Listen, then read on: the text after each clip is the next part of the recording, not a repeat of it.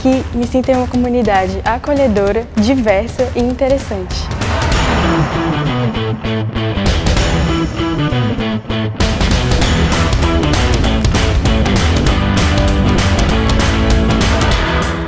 Eu gosto muito de sentar com os meus amigos, a gente conversa e compartilha as experiências que a gente teve ao redor do mundo. O que para mim faz diferença é ter professores que são totalmente acessíveis e que me ajudam a encontrar o meu caminho. O diferencial do DP não é só o que acontece dentro da sala de aula, mas as inúmeras atividades extracurriculares que enriquecem o aprendizado.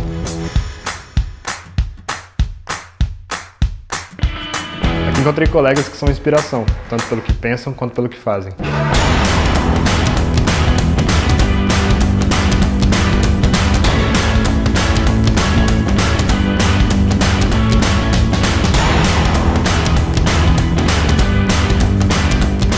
Por mais seja um ambiente acadêmico, nós realmente nos importamos com as pessoas e com as aplicações no mundo real.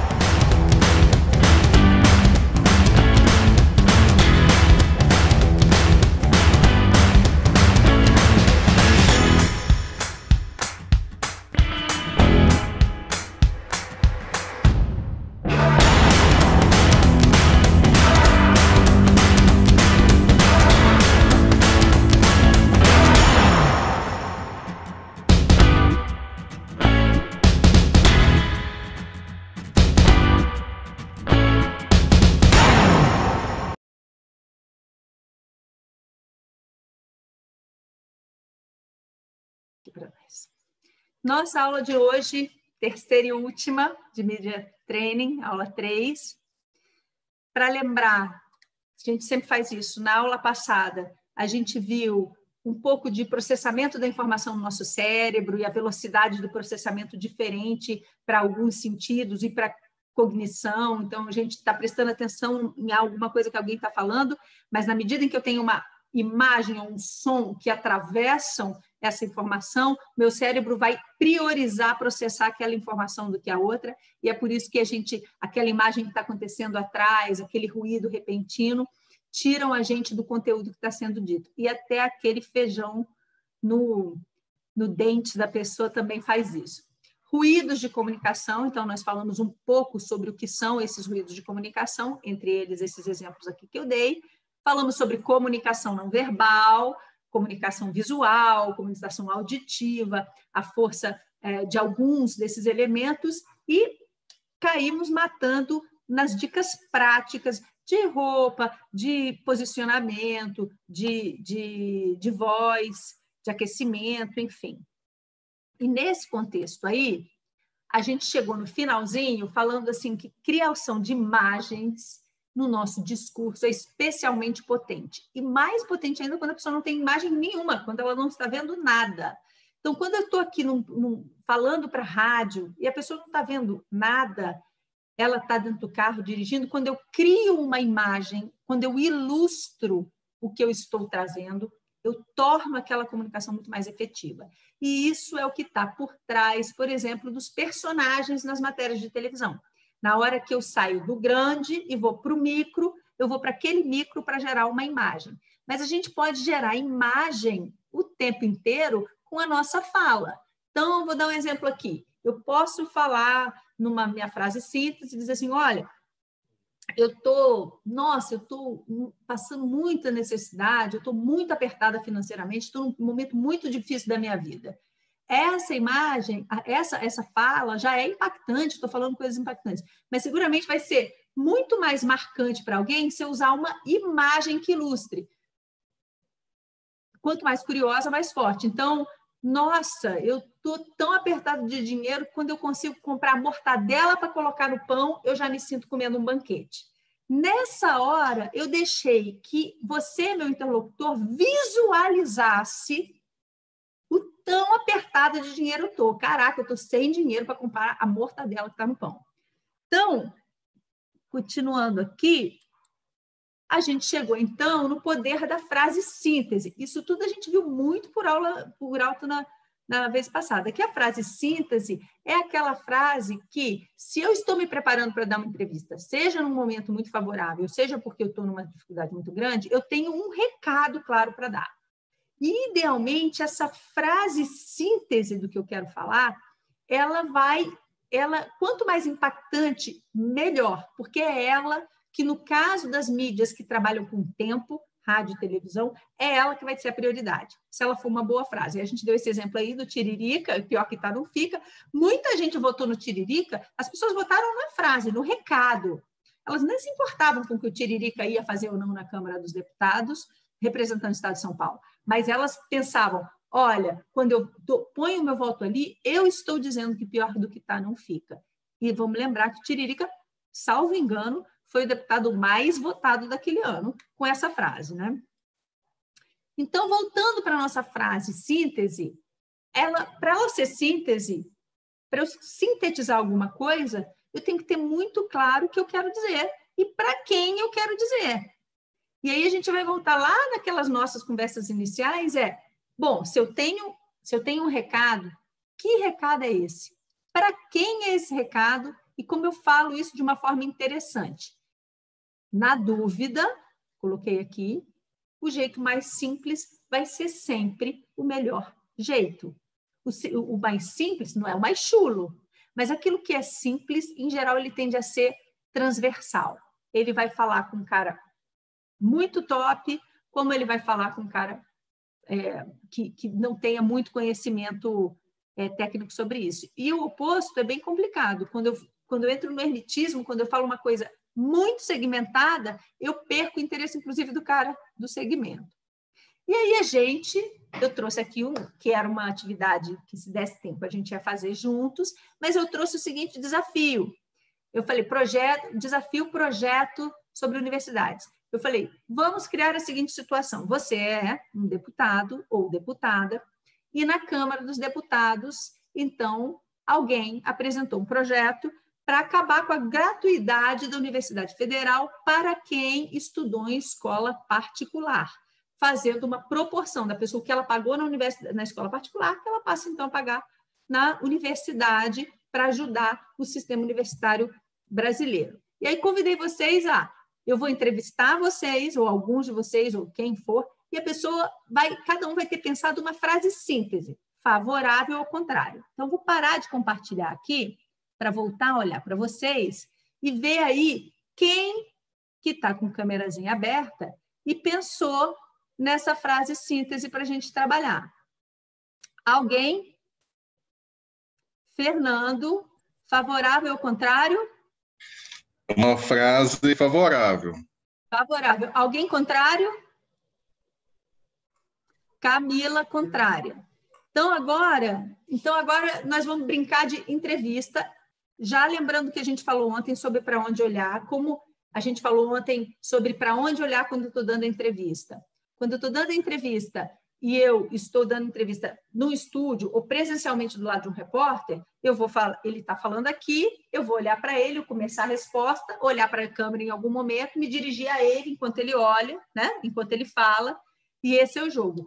Quando eu estou falando aqui nessa modo virtual, eu vou olhar para ele, se ele igual eu estou olhando para vocês nesse minuto, mas no momento que eu me dirigir à câmera que eu for responder, eu vou parar de olhar para ele e vou olhar aqui para o meio da minha câmera, da minha webcam, porque é assim que vai dar a sensação de que eu estou olhando para ele. Tá bom? Fazendo todo mundo junto? Está todo mundo comigo? Então, neste exato momento, nós vamos começar um micro debate entre o Fernando Machado e a Camila M. Só tem M, eu não sei. Ok. Então,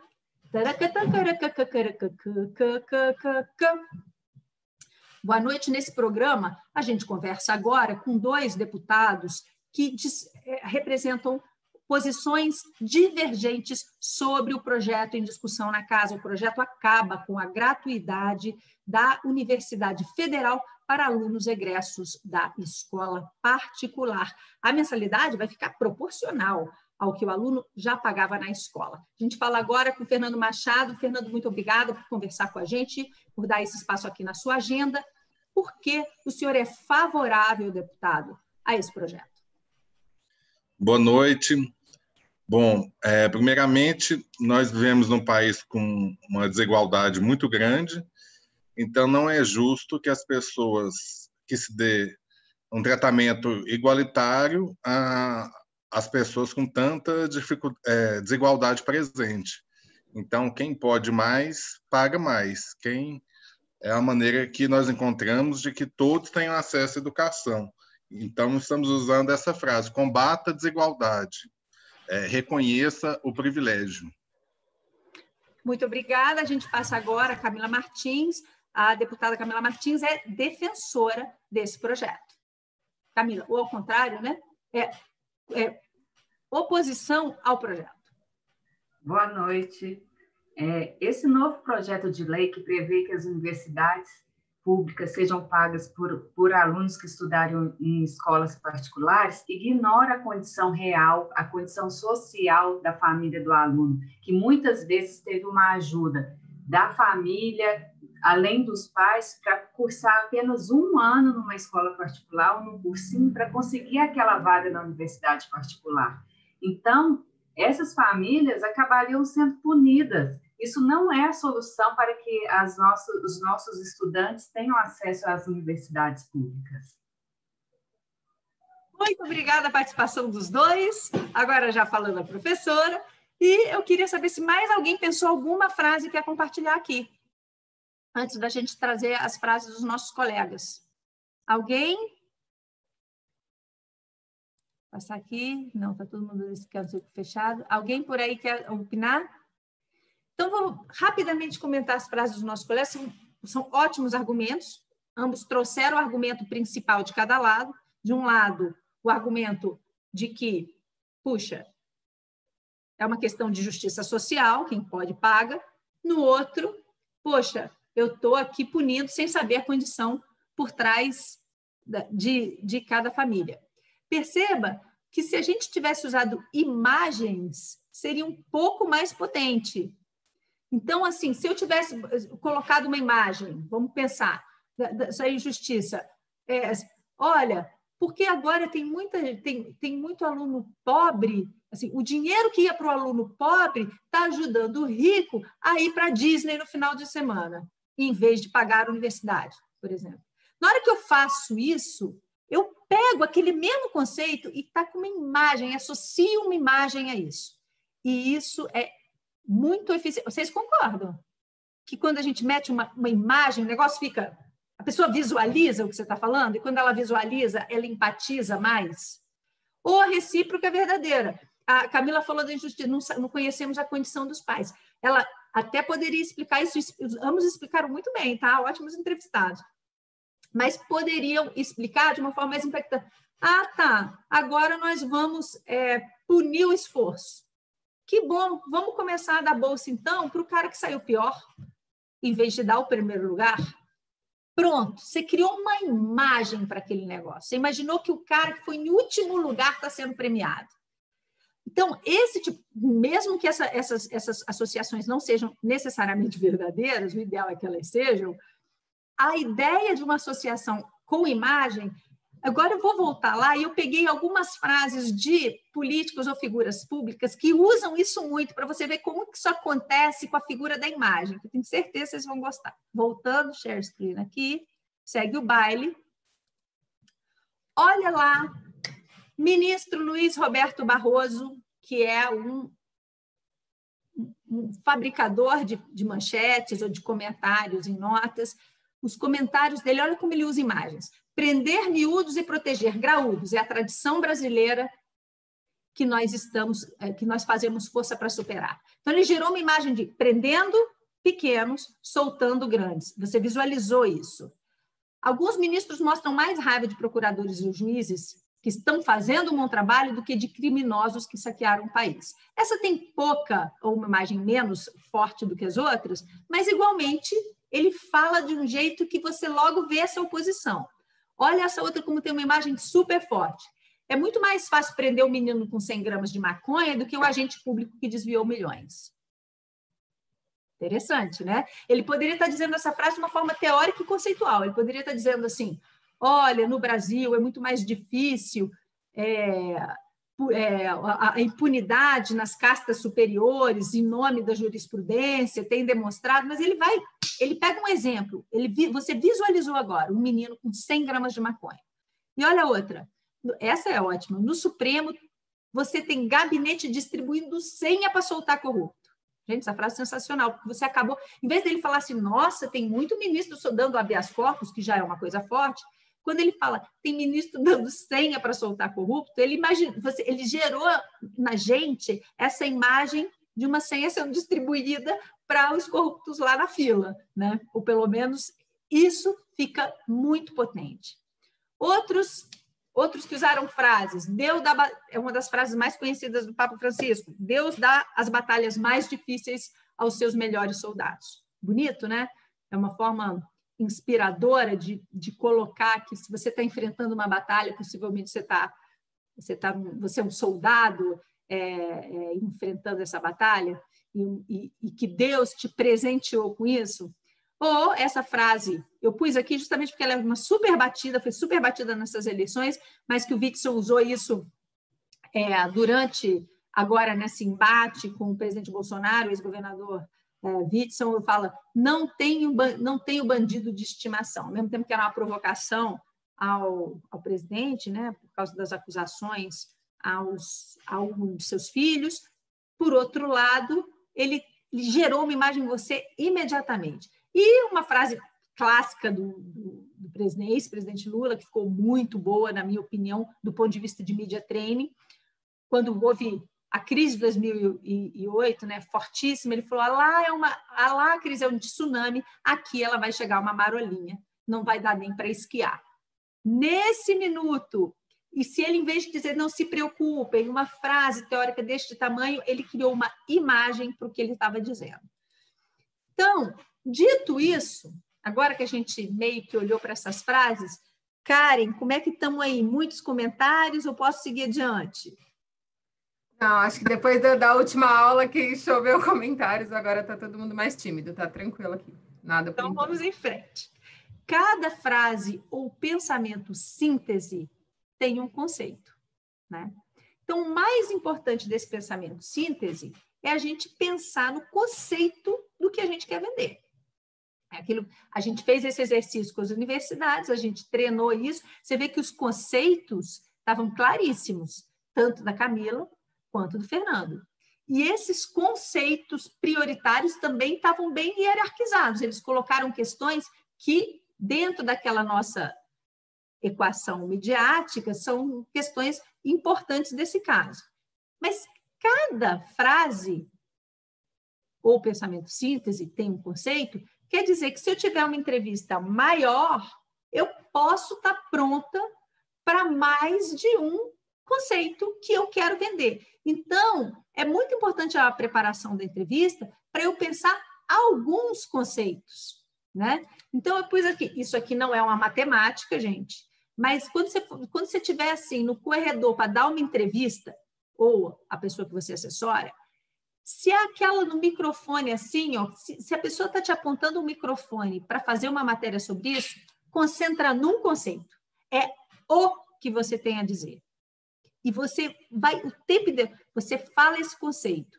Aí a pessoa te faz perguntas, você responde o que ela está falando, e sempre que possível você volta no conceito, não na frase.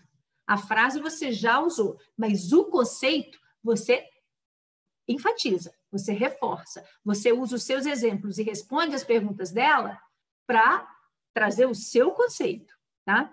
Se você tem, né, até 10 minutos, aí eu acho que era já bom você ter, além do seu conceito-chave, eventualmente 2 a 4 coisas que você queira enfatizar também. Então, por exemplo, para dar o exemplo da universidade, se você é a favor de que egressos da escola particular possam pagar, você pode criar, além do conceito-chave, olha, a gente está resolvendo a questão de injustiça aqui, eu posso criar um outro conceito. As universidades hoje carecem de recursos, esse recurso faz falta. Talvez faça mais falta para a universidade brasileira apostar em pesquisa do que faça para a família que está deixando de pagar agora essa mensalidade que antes pagava.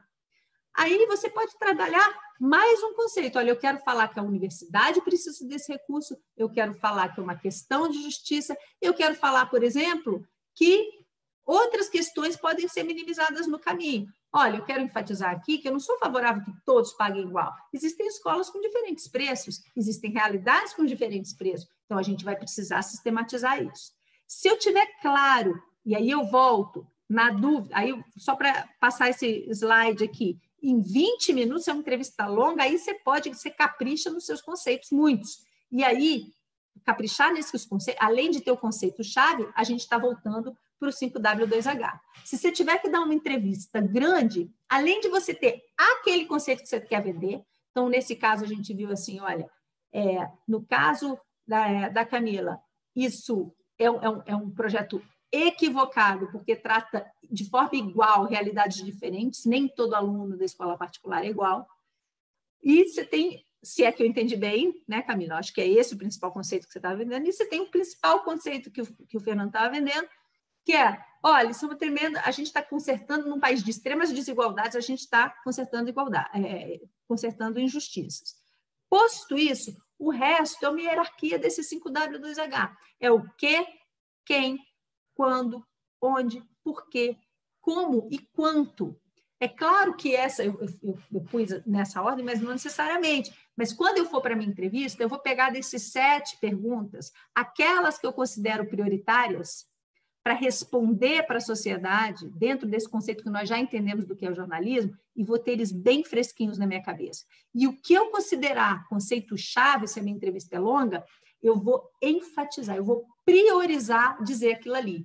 Eu vou me estender um pouco mais sobre aquilo ali, no caso de uma entrevista longa, para abrir pouca janela para responder o que eu não quero sobre aquilo ali. Então, tudo tem sua outra faceta. Se eu estou falando uma coisa, então eu estou falando estou defendendo e tem o lado do cara que está atacando, eu vou enfatizar naquilo que é bom. Olha, quanto as universidades vão arrecadar? Nossa, é uma estimativa por baixo, nós vamos ser capazes de arrecadar X milhões de reais para as universidades brasileiras, hoje carecem de pesquisas, essas pesquisas podem ajudar, inclusive, a combater doenças. Você vê a importância que tem a Universidade e a Academia Brasileira, a pesquisa, e aí você vai por estrada abaixo. E aí, quando a pessoa te perguntar aquilo que poderia ser o calcanhar de aquilo do seu projeto, você já gastou um tempão no seu ponto-chave. E quando você for responder aquilo que não é exatamente prioritário, você responde, você não se furta aquilo, mas você responde e volta, porque você tem bem desenhadinho na sua cabeça quais são os pontos-chave que a pessoa do outro lado tem que entender. Por isso que preparação de entrevista é grande parte do caminho. Então, eu queria chegar aqui com vocês num ponto bem claro, que é, tá, Ângela, mas existe situação que é favorável e tem situação que é adversa. Tem coisa que você vai fazer numa situação favorável e numa situação adversa, que são, embora sejam as duas faces da mesma moeda, vamos dizer assim, vale muito a pena a gente ter presente, né? Então, por exemplo, numa situação favorável, eu pus aqui, alimente o gato. Nesse jogo de gato e rato, naquele momento em que a situação está toda construída para você, é uma boa hora de você... Agora, eu estou falando especialmente das pessoas que querem ter uma relação permanente com a imprensa, porque a gente também tem 2 tipos de relacionamento com a imprensa que eu nem coloquei aqui. Existe aquele muito pontual, né? Aconteceu aqui um evento, uma calamidade, eu vou dar entrevista naquele momento, e existe a hora que eu quero me relacionar com a imprensa. Nessa hora, quando a situação está muito favorável, eu vou tentar alimentar essa relação. Então, primeira coisa, prestigie, entregue informação.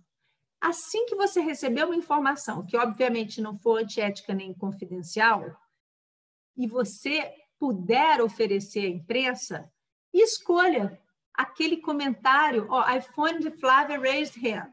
Flávia, abre seu microfone aí, faz sua perguntinha para a gente ouvir. Professora, você falando aí de alimentar a imprensa, me lembrou o caso da Lady Di. É um caso realmente atípico, único, né? Mas parece que ela fazia um joguinho no início de alimentar a imprensa, né? E depois aquilo se voltou contra ela. Faz sentido? Desculpa, não sei se eu estou no mesmo assunto, no mesmo tempo. Não, eu acho que estudo de caso é sempre interessante. Eu acho que a Lady Di, ela sempre, eu nem sei se voltou contra ela, honestamente. Eu acho que ela sempre teve uma imagem absurdamente favorável por parte da imprensa. Ela é uma pessoa que usou o lugar dela, porque, vou emitir uma opinião muito particular, eu acho que o produto que a família real vende hoje é a própria família real. Uhum. Eles não tese, não têm poder de mando dentro do parlamento, eles não elegem o primeiro-ministro, eles são um sentido simbólico que dá unidade para o Reino Unido. E como símbolo, como família símbolo, eles são, na verdade, um produto. Eles vendem o casamento, eles vendem a imagem. E eu acho que a Diana, ela foi muito...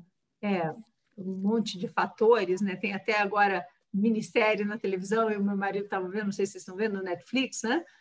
The Crown, parece, esse seriado. E eles vão colocando esses bastidores em docudrama, porque metade daquilo ali a gente não tem como saber se é real ou não, é uma suposição de diálogos. Por outro lado, a outra parte é totalmente baseada em fatos reais. Mas o que a gente vê no caso da princesa Diana é que, sim, a imprensa, o establishment, a sociedade já alimenta isso. Qualquer das princesas que casaram com qualquer daqueles príncipes, qualquer fofoca, existe todo um entorno ali que alimenta a importância dessa corte. Eles precisam disso. E ela fez isso muito bem. Ela falava, ela jogava, ela tinha muito claro o que é a notícia. Ela, como princesa, está cansada, não é notícia. Ela, como princesa, visitar um hospital dos pobres é notícia. Ela caminhar, eu tenho uma memória, pelo menos, mas isso já aconteceu há muitos anos, de uma matéria em que ela caminhava por um campo minado. Minado. Uhum. Então, veja como sabe fazer notícia, como sabe fazer a imagem, né? Como a gente está falando o tempo inteiro, como sabe fazer a imagem. Essa é uma imagem muito potente, a ponto de 20, 30 anos aqui a gente está usando depois. Né? Então, nessa relação menor, ela já nasceu, ela virou princesa, ela virou notícia, ela não precisou fazer muito para virar notícia. Mas a gente... Então, vou dar um exemplo aqui desse antecite-se. Não vou citar qual é o deputado, mas tinha um deputado de um partido pequeno que o assessor de imprensa chamou um assessor de imprensa dele, um sujeito que eu conheço também, que é muito bom, e ele tinha dificuldade em se projetar nacionalmente, porque ele não representava nenhum partido tão grande quanto os partidos que estavam na arena política ali de uma forma. E aí ele queria mais espaço na mídia. E esse assessor falou, olha, tem uma estratégia que é muito simples. Você, como líder, você é convidado para as reuniões de líderes na Câmara dos Deputados. Sai primeiro. Então, nessa época, o que ele fazia? Eles entravam na reunião de líderes. E a orientação para esse deputado do assessor de imprensa dele é: então logo tivesse a notícia-chave, então logo tivesse, mesmo que ele quisesse ficar até o fim como todo mundo, ele levantava, dizia que tinha um compromisso e saía. O que acontece quando ele sai? Pode abrir o microfone e alguém me responder. A mídia inteira está em cima ali, esperando o resultado da reunião de líderes. Eu não sei se vocês já cobriram o Congresso, minha vida nos últimos 25 anos, mas quando tem uma reunião de líderes, estão todos os líderes dos partidos fechados dentro da sala da presidência da Câmara ou do Senado, eles estão discutindo a pauta, se eles vão votar, se eles não votar. Blá, blá. O primeiro cara que sai dali, o que acontece? Você tem ali o arco de imprensa. O que acontece? A imprensa ela vai inteira para cima do cara que sai dali para ter uma notícia. Se você é líder de um partido, do principal partido, se você é o líder do governo, o líder da oposição, você, em geral, você já vai ter voz. Mas se você saiu junto, se você é líder de um partido pequeno e saiu junto com o líder do governo, a imprensa vai inteira em cima do líder do governo. Se você saiu junto com o presidente, a imprensa vai inteira em cima do presidente, é ou não é? Agora, se você saiu antes, então logo ele pegou e disse, vamos votar o projeto A, vamos votar o projeto C. Ele falou, gente, eu tenho um compromisso. Ele levantava e, pum, saía. A imprensa inteira o ouvia. O que está acontecendo aí, deputado? Vamos votar o projeto tal. Nessa hora, na guerra pela velocidade das informações, da informação em tempo real, 15 minutos depois ele estava em todos os principais meios de comunicação, enquanto os outros deputados estavam se levantando. Certo? Então, os outros estavam ali terminando, ele já deu alguma informação, e o próximo vai sair, quando o líder do governo sair, ele vai ser ouvido da mesma forma, como o presidente sair, vai ser ouvido da mesma forma. Mas a ideia de antecipar, ou a ideia de que de vez em quando você vai ter uma informação, então também conheço o caso de alguém querendo se projetar, ele não é a notícia, mas ele foi para um jantar com alguém, ele viu uma notícia, ele manda para o WhatsApp, olha, fulaninho, acho que você ia gostar de saber, parará, parará. Então, ele foi alimentando a relação. Na hora que ele pedir, esse jornalista que é gente, que é humano e que também tem o business para cumprir, também tem vontade de atender, porque sabe que eu atendendo aquele espaço que eu estou dando, eu sei que desse cara vem outras coisas que me interessam, dessa pessoa em geral. Então, a gente falou, timing é tudo, né? Então, se você, por outro lado, você está numa empresa, você tem um negócio, uma corporação, e você quer lançar um produto, por mais que você tenha feito um planejamento enorme, não dá para você não estar atento para o que está acontecendo naquele dia, porque pode ficar muito extemporâneo, além de ficar feio, né? Todo mundo falando, sei lá, de algum problema que aconteceu, de tsunami que aconteceu na África, e você está lá querendo falar uma notícia, lembrando também aquilo que a gente viu, que espaço, o que, onde, quando, por que, em manchetes, é um espaço limitado, seja um espaço de tempo no noticiário, seja um espaço físico na página, da principal página do jornal. Então, se a sua notícia era deste tamanho e aconteceu um fato importante, ela ficou desse tamanho. Aconteceu um fato mais importante ainda, ela ficou desse tamanho. Aconteceram 2 fatos muito importantes, sua notícia não vai sair naquele dia. Então, ter a capacidade de adaptar o seu lançamento quando você que está procurando a imprensa nesse jogo de gato e rato, é muito bom. E aí eu falei, disponibilidade é seu sobrenome, né? O cara marcou com você está lançando seu livro, o cara marcou com você, na última hora, olha, não deu. Você vai dar um piti e falar, poxa, te esperei a tarde toda. Não, né? Vai falar, poxa, sinto muito, mas eu estou aqui à disposição, certo? Por outro lado, numa situação desfavorável para você, numa situação agora adversa, se for o caso, evitar falar eu acho muito pertinente. Não é à toa que a galera some, né? O cara está sendo acusado, quando acontecer alguma coisa, porque é muito difícil, uma vez frente à câmera, se a situação é muito adversa para você, é muito difícil você fugir das perguntas que são realmente difíceis, e é muito difícil você responder à altura do que é aquela sociedade, no caso de uma situação adversa. Então, no fritar não significa, eu pus se for o caso, porque tem casos em que você tem que falar. Gerenciamento de crise, a crise comeu, você está lá, sua empresa foi responsável por um enorme dano à sociedade que você pertence, essa empresa tem que se manifestar. Mas para isso existe até, a gente nem vou entrar muito nesse mérito, porque existe toda uma teoria de estudo de caso, toda uma teoria de como é que se escolhe o porta-voz, a equipe de gerenciamento de crise, como é que se elege isso. Mas, estrito rigor, em muitos casos, né, para aquela pessoa que está assessorando alguém, um artista, um político, naquele olho da fofoca ali, você recolhe os flaps, até porque depois que você falou, né? Mas não fuja. Não fuja. Se você chegou e está lá, mostre-se gentil e disponível. Mesmo que você entregue pouco, mesmo que você seja monossilábico, mesmo que você seja vago nas suas respostas, mesmo que você só dê resposta pronta, a ideia de que você está se mostrando disponível, embora você emocionalmente não esteja, é importante tanto para a imprensa quanto com o público. Por isso que eu pus esse toureiro aí, é hora de torear. E lembre-se que confrontos... Ana, tá me ouvindo? Notícia. Karen, falou?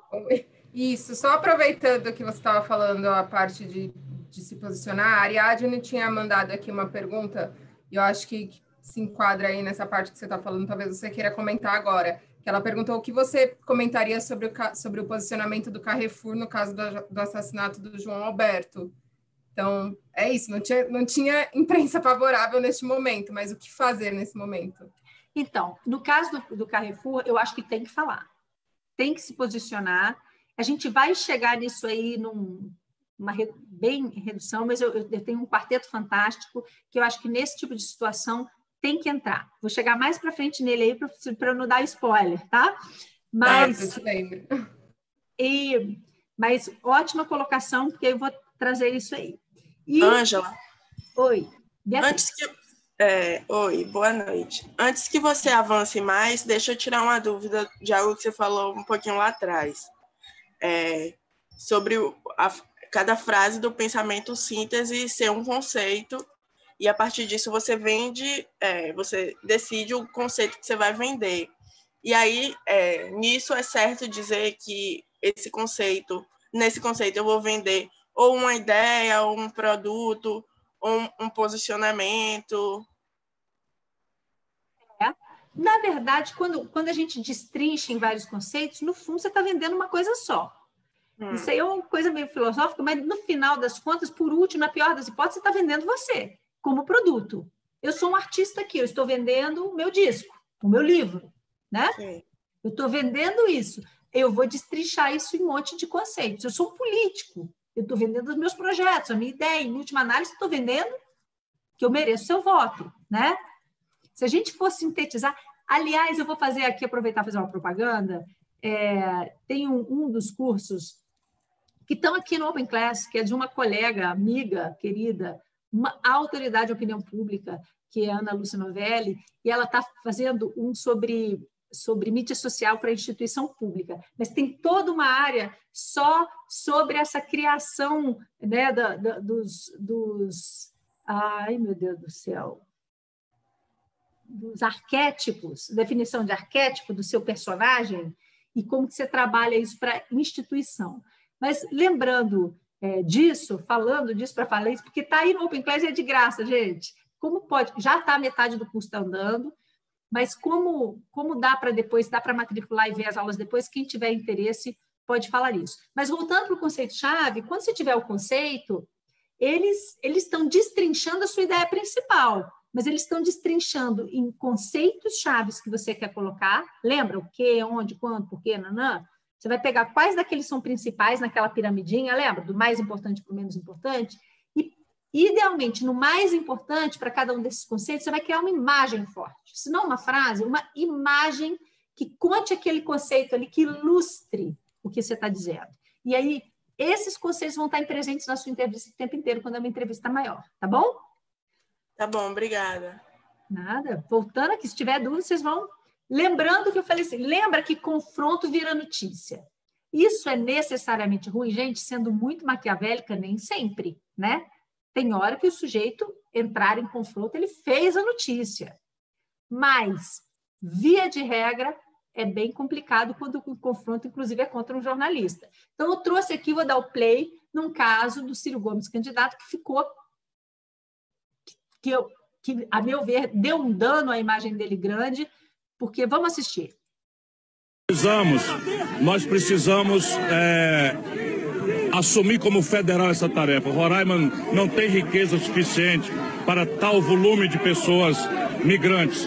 Portanto, a grande questão aqui é o Brasil assumir como sua a tarefa de ajudar essas pessoas. Ciro, e o senhor reafirma o que o senhor disse sobre os brasileiros e que tiveram aquela manifestação lá na fronteira? Que chamou os brasileiros de canalhas, desumanos e grosseiros? Vá para casa do Romero Jucá, seu filho da puta. Pode tirar isso daqui. Esse aqui é do Romero Jucá. Romero Jucá. Romero Jucá. Tira ele, prende ele aí. Agora vejam, para um sujeito que está candidato numa democracia. Até aqui, ele está em Roraima, respondendo coisas sobre Roraima. Qual é o espaço que ele teria, gente, na imprensa nacional? Pequeno, concordem? A notícia para o resto do Brasil, o rapaz, inclusive, fez uma pergunta, você reafirma o que você disse?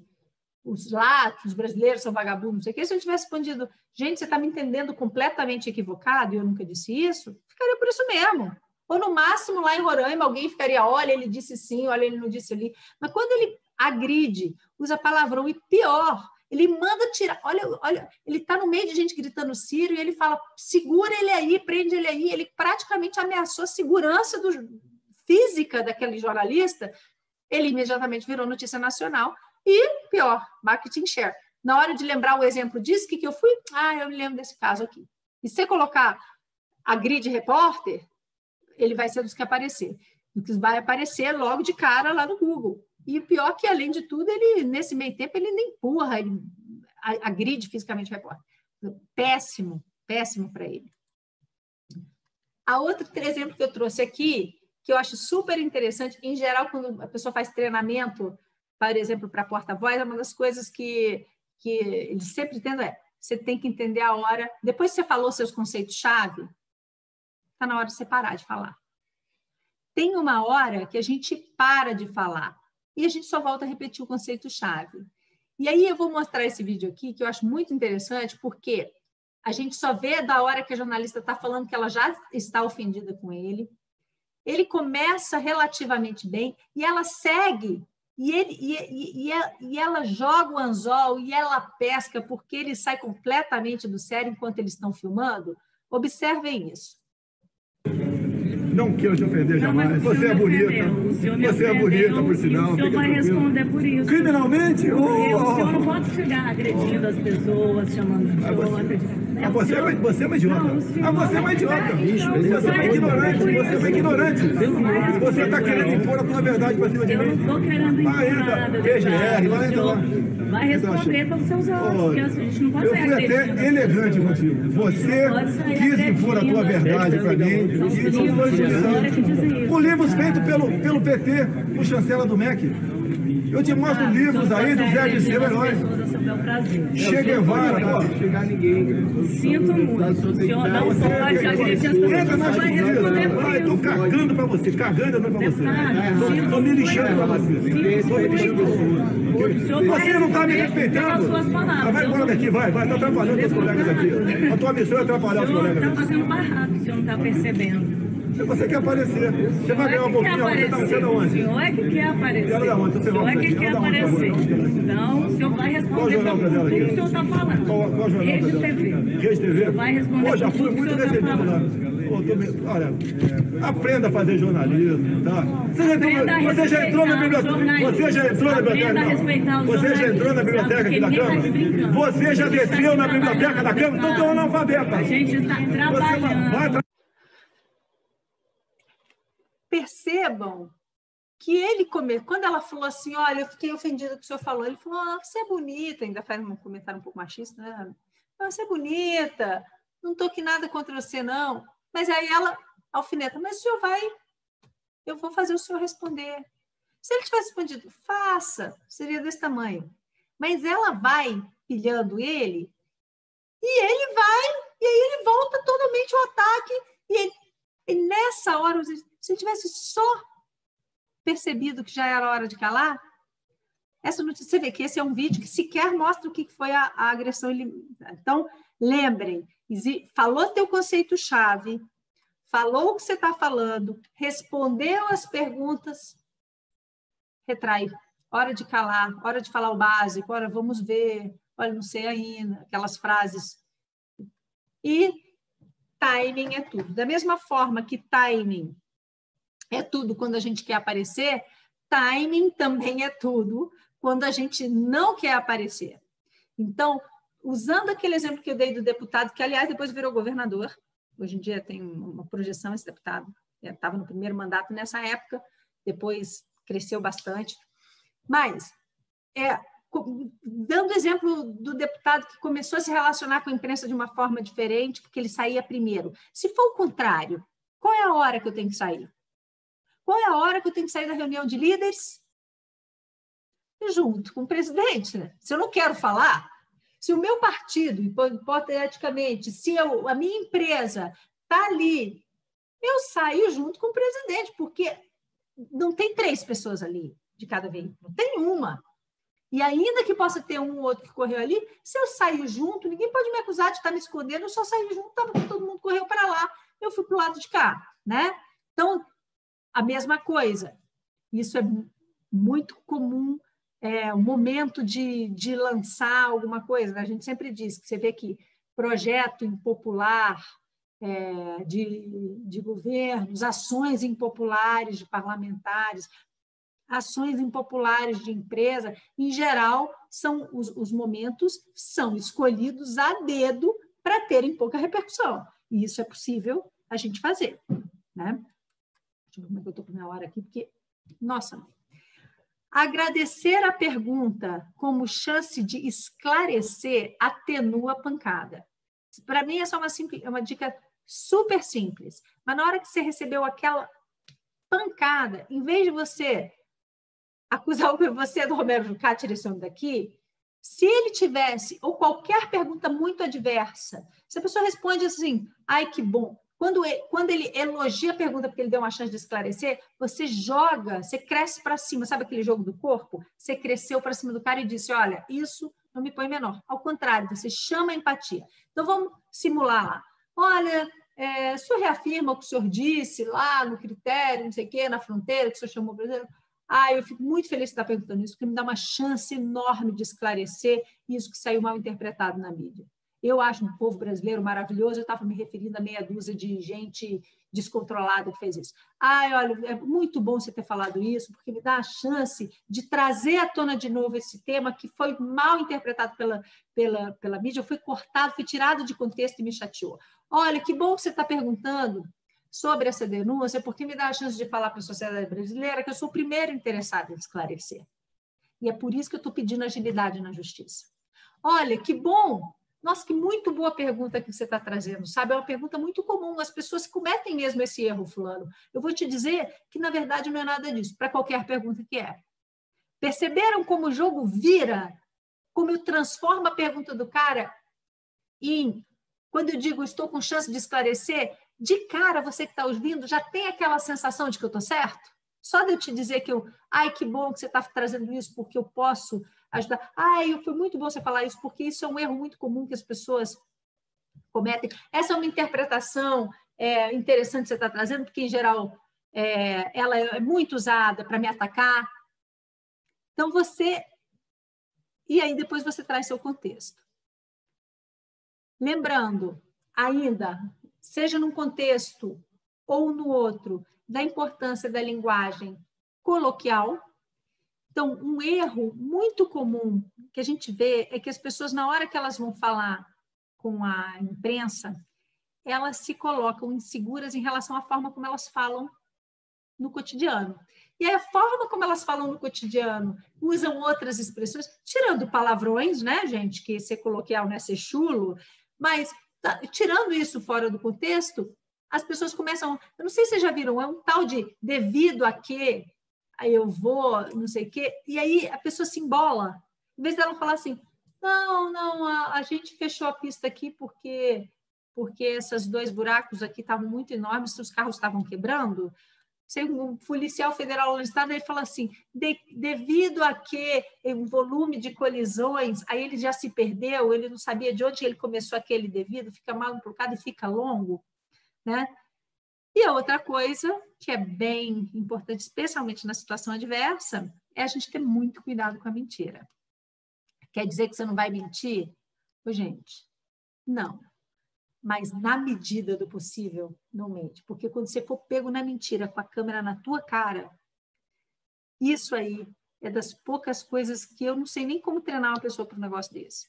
Acabou, quer dizer, você vem com aquelas mesmas frases, não, sei lá, não é nada disso, mas é muito, muito difícil. Então, preparar-se para a entrevista, entre outras coisas, é estar pronto para dar as respostas que não são necessariamente mentira, porque se são, hoje em dia, vai ficar muito feio, né? E eu queria falar um pouco também sobre os embates. Se você está no ataque ou se você está na defesa, não é exatamente a mesma coisa. Então, por exemplo, não é só o fato da situação ser favorável ou adversa, mas se você, numa situação, se você está enfrentando outra pessoa ou outro conceito publicamente, se naquele embate você se sente no ataque ou na defesa, faz diferença. Todo mundo me acompanhando até aqui? Karen, os comentários aí estão tudo ok?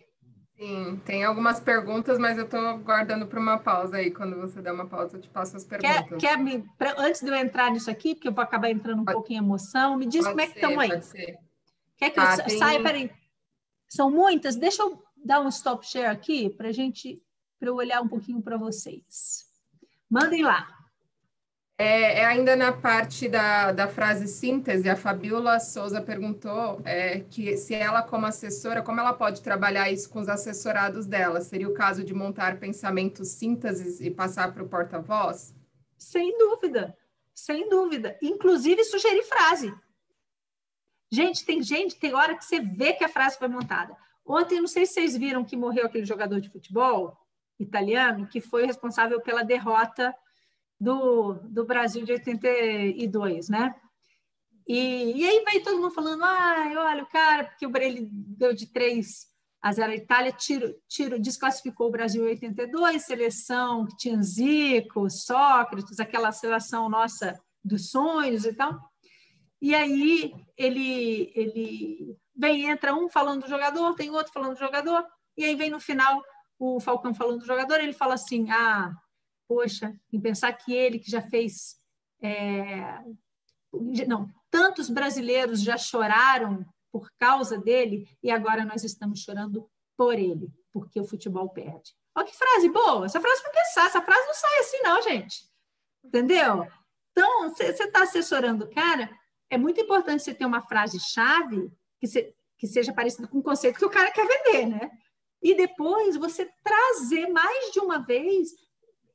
eu vi essas frases serem construídas pelos assessores. O cara chega, pensa o conceito-chave e fala, lembrando, o senhor vai para lá, o que é importante o senhor saber?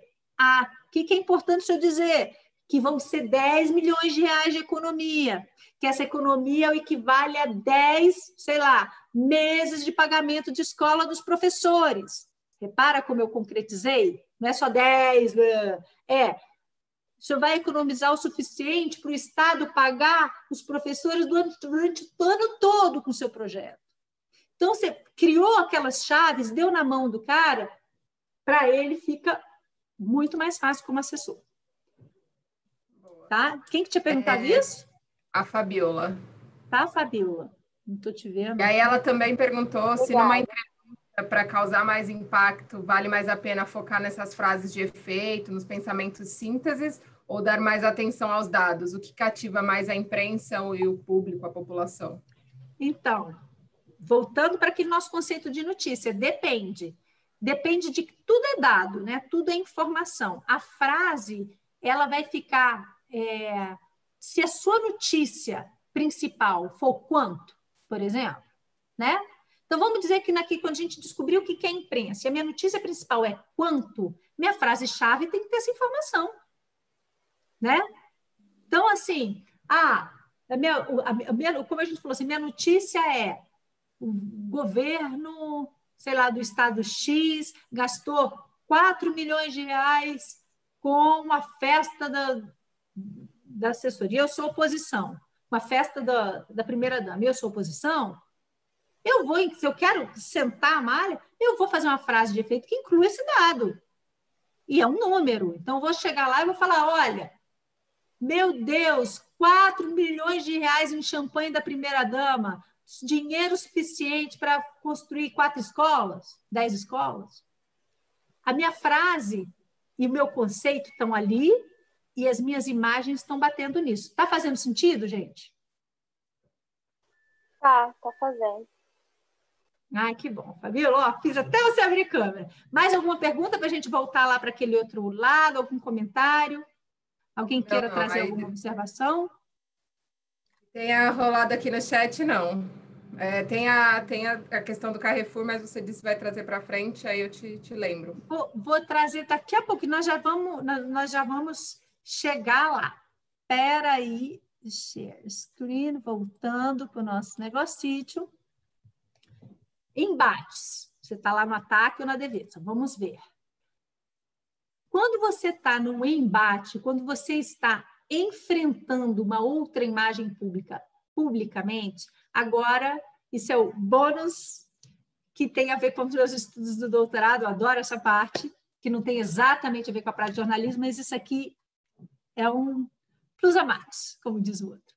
Você está lidando com as emoções do público, do jornalista. Nós somos muito mais movidos por emoção do que a gente pensa. A gente acha que a gente é pura cognição, pura racionalidade, mas a gente não é.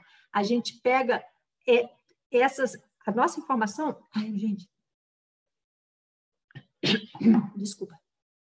Está completamente filtrada pela forma como a gente se emociona. Então, sendo muito frios aqui, que emoção você quer despertar no público? No ataque, você possivelmente quer fazer que o público sinta raiva? É isso que você quer? Você quer fazer com que, se você está no ataque e o outro está na defesa, você quer gerar no público uma raiva em relação à pessoa que você está atacando? Em geral, é uma estratégia muito comum. Nesse caso específico, nada dá mais raiva, em geral, na gente, do que a sensação de injustiça. A sensação de injustiça, de acordo com o pessoal da psicologia política, eles provocam uma enorme raiva na gente. E quando a gente sente raiva, a gente tem mais vontade de ação e a gente inibe a busca por mais informação. Então, assim, eu pensei um negócio, sobre alguma coisa, eu recebi uma informação que me gerou raiva, em geral, aquilo vai me mobilizar a fazer, eu tenho vontade de fazer alguma coisa. Então, se é uma raiva política, eu tenho vontade de me manifestar na internet, eu tenho vontade de sair às ruas a protestar, porque eu estou com raiva. E, em geral, quando eu estou sentindo muita raiva, eu nem quero procurar muita informação a aquele respeito. Porque, você quer saber? Eu tenho a sensação, ativa em mim, a sensação de que eu já sei o suficiente para fazer alguma coisa. É ou não é, gente? Isso aí, nossa, quando eu fiz essa pesquisa em relação, para vocês terem uma ideia, a pegar uma ficção, ou seja, um negócio semi-documental, baseado em fatos reais. Quando aquilo provocava raiva, proporcionalmente no estudo, ficou demonstrado quanto mais raiva a pessoa sentia, mais vontade, embora fosse uma série sobre uma coisa que aconteceu 30 anos atrás, quanto mais raiva a pessoa sentia, mais vontade ela tinha de participar de manifestação atual. Negócio bem interessante. Agora, é por isso que raiva é o sentimento preferido das fake news, porque como elas ativam a sua vontade de fazer alguma coisa, mas inibem a sua vontade de procurar mais informação a respeito, inclusive quando é ultrajante, a gente parece que nem quer saber mais, né?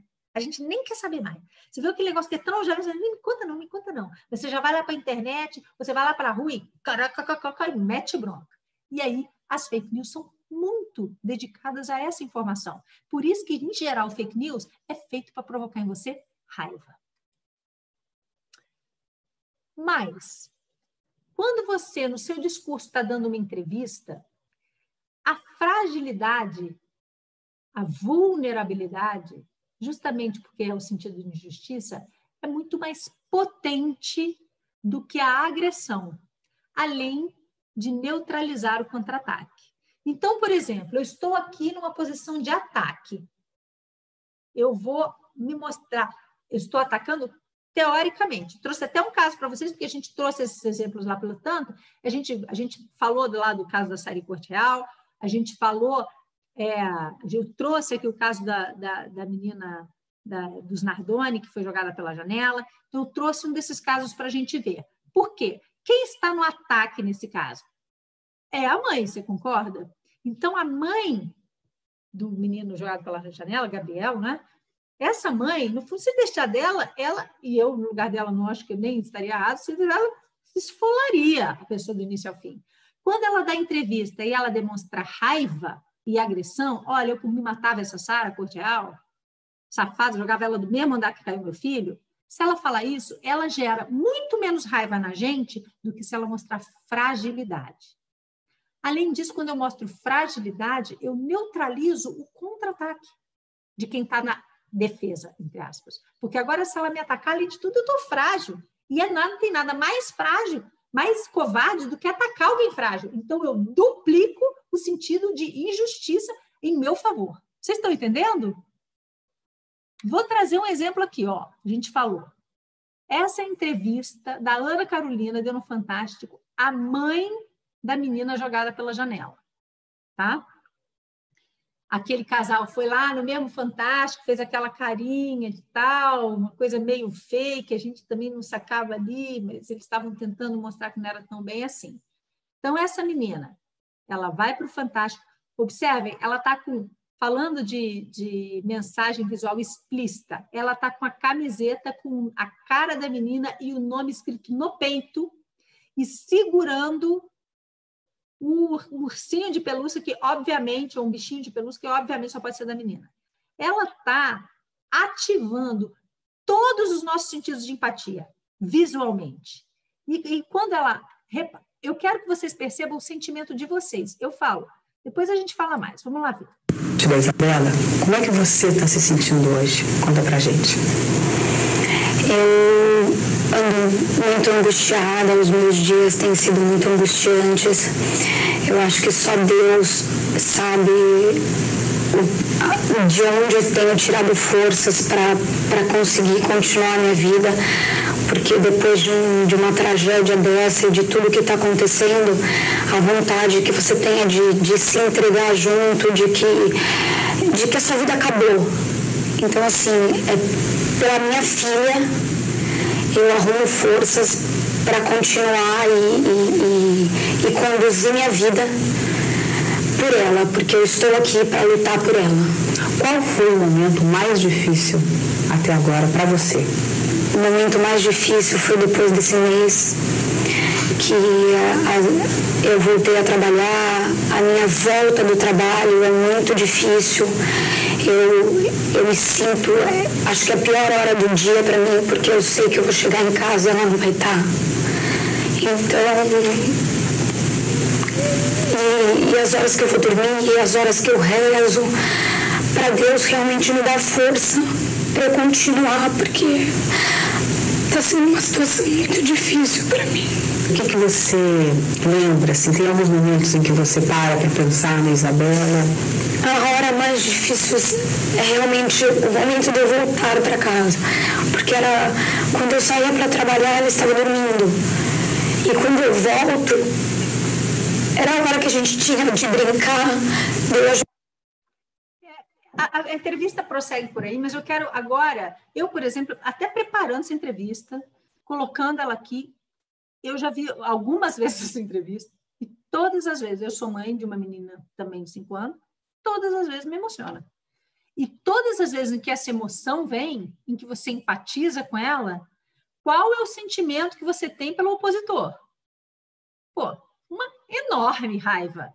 Você pode ser, né, conscientemente, racionalmente articulado, mas aqui ela jogou o opositor aos cachorros. E o fato dela estar tão frágil faz com que o contra-ataque, qualquer contra-ataque a ela, pareça uma enorme crueldade. Tudo bem que eu peguei um exemplo aqui bem óbvio, né, gente? Mas isso acontece tanto na linha óbvia quanto na linha sutil. Agora, não é só a raiva que você pode querer provocar. Você quer provocar medo? Você quer provocar ansiedade no seu debate? Você pode gerar dúvida. Como é que gera dúvida? Questionando gerando no outro, porque a dúvida, o que a dúvida vai gerar? Por que você quereria gerar dúvida? Porque a dúvida, ela gera uma paralisia, ela desmobiliza a sua ação e, perdão, aqui, e busca, não sei que inibe saiu aqui, eu escrevi errado, ela inibe, ela paralisa, ela inibe a sua vontade de agir, mas ela ativa a sua busca por mais informação. Então, se alguém, especialmente, quanto mais me gerar ansiedade, mais eu vou buscar mais informação a respeito. Olha, vamos fazer uma lei agora, está discutindo uma lei aqui no Congresso para fazer com que jornalistas não possam mais se manifestar em redes sociais. Eu falo, opa, gerou ansiedade em mim? O que eu vou fazer? Projeto, ler, eu vou buscar mais informação a respeito. Então, no seu embate, é isso que você quer promover? Você quer promover que a pessoa busque mais informação? Então, mais do que provocar na raiva nela, o que você quer provocar no seu interlocutor é a ansiedade em relação àquele fato, é preocupação em relação àquele fato. Por isso, essa é também uma ótima forma de, entre aspas, defesa. O cara que se defende, em geral, quando ele se defende de um ataque, muitas vezes, o que ele faz? Ele coloca em dúvida o conteúdo, que é uma forma que ele tem de se defender. Porque se você tiver, e se ele achar, então, que ele está certo, se você tiver em dúvida, você tende a, pelo menos, não te mobilizar para procurar mais informação a respeito. E aí eu coloquei aqui um exemplo clássico, que é esse embate, a forma como ele vinha sendo investigado, e o ex-presidente Lula, investigado pelo ex-juiz Sérgio Moro. Então, neste minuto, o que estava acontecendo aqui?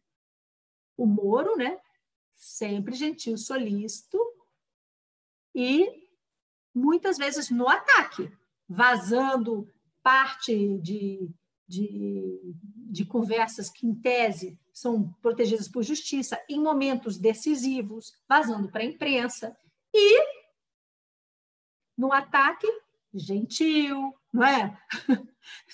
Parte do jogo aqui de mídia, lá para a imprensa, super gentil, super, já que ele está no ataque, mostrando que ele não tem nada com isso. E o que faz o presidente Lula todo o tempo? Como ele está na defesa, ele contra-ataca, colocando sempre em dúvida a intenção do juiz. Então, todas as entrevistas do presidente Lula era por que este sujeito está agindo assim? Ele está perseguindo porque... Então, ele sempre quis colocar em dúvida o questionamento, ou a postura do ex-juiz, agora ex-ministro Sérgio Moro. Ou seja, quando você está na defesa, em tese, você pode até atacar, mas lembre-se, em tese, porque quando você está no ataque, lembra que a gente já falou que a melhor forma de atacar não é sentar a paulada? A melhor forma de atacar é aquela coisa no embate que você não está, porque se você está com as pedras para atacar e, além de tudo, você está indo com todos os dentes para cima, você pode gerar no outro interlocutor o sentido de empatia com aquele cara, que além de estar no ataque, está sofrendo dentada ali. Então, você, quando ataca, você vai super bonitinho e fino. Quando você está na defesa, na mídia, você pode ser atacar. E isso acontece muitas vezes. O cara na defesa, ele sai para o ataque, como o presidente Lula fez várias vezes. Ele sai para o ataque, e aí ele sai para o ataque de calhorda, não vale nada, mas ele também sai no ataque querendo motivar dúvida em parcela da população. E esse cara faz isso por quê? Né? Mas lembre-se, em tese, porque a gente acabou de ver que se o cara ao atacar, ele te colocar na posição, ele se colocar nessa posição da fragilidade, na vulnerabilidade, por isso que essa vulnerabilidade ela é tão potente, gente. Porque, a meu ver. Porque na hora que o outro está no vulnerável, você vai atacar o vulnerável, ele meio que inibe sua forma de contra-atacar naquilo. E se qualquer vez que você for contra-atacar, qualquer político sabe disso, a forma indireta é sempre melhor. E é por isso que, em geral, você vê 10 candidatos a presidente da República lá, mas a briga mesmo está valendo entre esses dois aqui, quem senta ali, quem faz muitas vezes a pergunta difícil para aquele cara, quem acusa, quem vai para as cordas batendo no cara, nem é esse candidato aqui. É um candidato que no segundo turno vai se aliar a ele. Observem isso. Então, isso é importante ter em mente, que na hora que você for fazer um ataque, controle isso para você não gerar empatia no outro. E aí, na defesa, eu pus aqui o que eu chamo do meu quarteto fantástico, que, aliás, isso serve para a vida. Isso eu ensino para os meus filhos em relação à hora que você está na defesa e você realmente, né, viver uma situação em que a sociedade inteira... Então, vamos trazer o caso do Carrefour aqui agora, que pode ser um ótimo exemplo disso que eu estava falando, mas existem muitos outros. Para mim, esse quarteto é empatia, reparação, compromisso e motivo. Motivo pelos quais as pessoas deveriam continuar com você. A primeira empatia é aquela coisa assim, então a gente falou do caso do Carrefour. A primeira coisa que ele tem que sair, e ele tentou fazer isso, mas eu acho que ainda fez de uma forma, num primeiro momento, fria, né, pequena, mas tinha que sair lá e dizer: isso que aconteceu é um absurdo, isso dói na nossa empresa, isso dói no coração da empresa que nós não somos isso, e nós estamos muito tristes, muito indignados, e a gente vai dar todo o suporte para essa família. Número 2, reparação. Agora eu vou tentar, eu sei que não tem como reparar uma vida que se perdeu, mas eu posso garantir à família do fulano uma certa assistência, e eu posso cuidar para que isso nunca mais aconteça, que é compromisso, entendeu? Então eu reparo. Olha, agora, da minha reparação, agora tem essa carta de compromissos em todas as minhas lojas do Carrefour, em que todos os funcionários vão assinar, em que isso assim, assim, assado. Agora, a gente está fazendo um treinamento assim, assim, assado, a gente mudou o nosso critério assim, assado. E agora eu tenho um compromisso que eu coloco para a empresa. Olha, agora o meu compromisso não vou fazer isso mais. Em bom português, como é que você queira ditar isso? E, por último, no Quarteto Fantástico, é falar de motivo. Olha, a gente existe por um motivo. Isso seja, e o meu motivo eu quero tornar a sociedade melhor. O meu motivo eu acredito num sistema assim, assado, e você chama as pessoas de novo para empatizarem com o seu motivo, porque com o teu critério você já perdeu bastante caminho. E aí, eu deixo aqui o Golden Circle, não sei se vocês conhecem esse autor, chama Simon Sinek, Simon Sinek, em português, do jeitinho que está aí, em que ele tem um livro que chama Start with Why. Esse cara virou um best-seller mundial, ele é um rapaz jovem, né, mas que escreveu isso, e que ele vai analisando aquelas empresas e corporações que se projetaram muito ao longo do século XX e XXI, e também aquelas lideranças que são fortemente inspiradoras. E ele fala o seguinte, que a maioria de nós, quando a gente se comunica se comunica de fora para dentro do círculo. A gente fala, olha, a gente fala o quê, a gente fala como, e depois a gente fala o porquê, se é que a gente fala o porquê. E ele fala que o que mais fideliza, o que mais empatiza, o que mais gera uma comunicação efetiva, inspiradora, o que mais inspira é o porquê. E aí as pessoas não seguem, o comportamento delas como emocional, delas não, nós, né? As pessoas não seguem o quê, elas seguem por quê. Então, ele fala assim, e é porque eu quero isso, é que eu tenho esse método para fazer esta coisa, e não o contrário.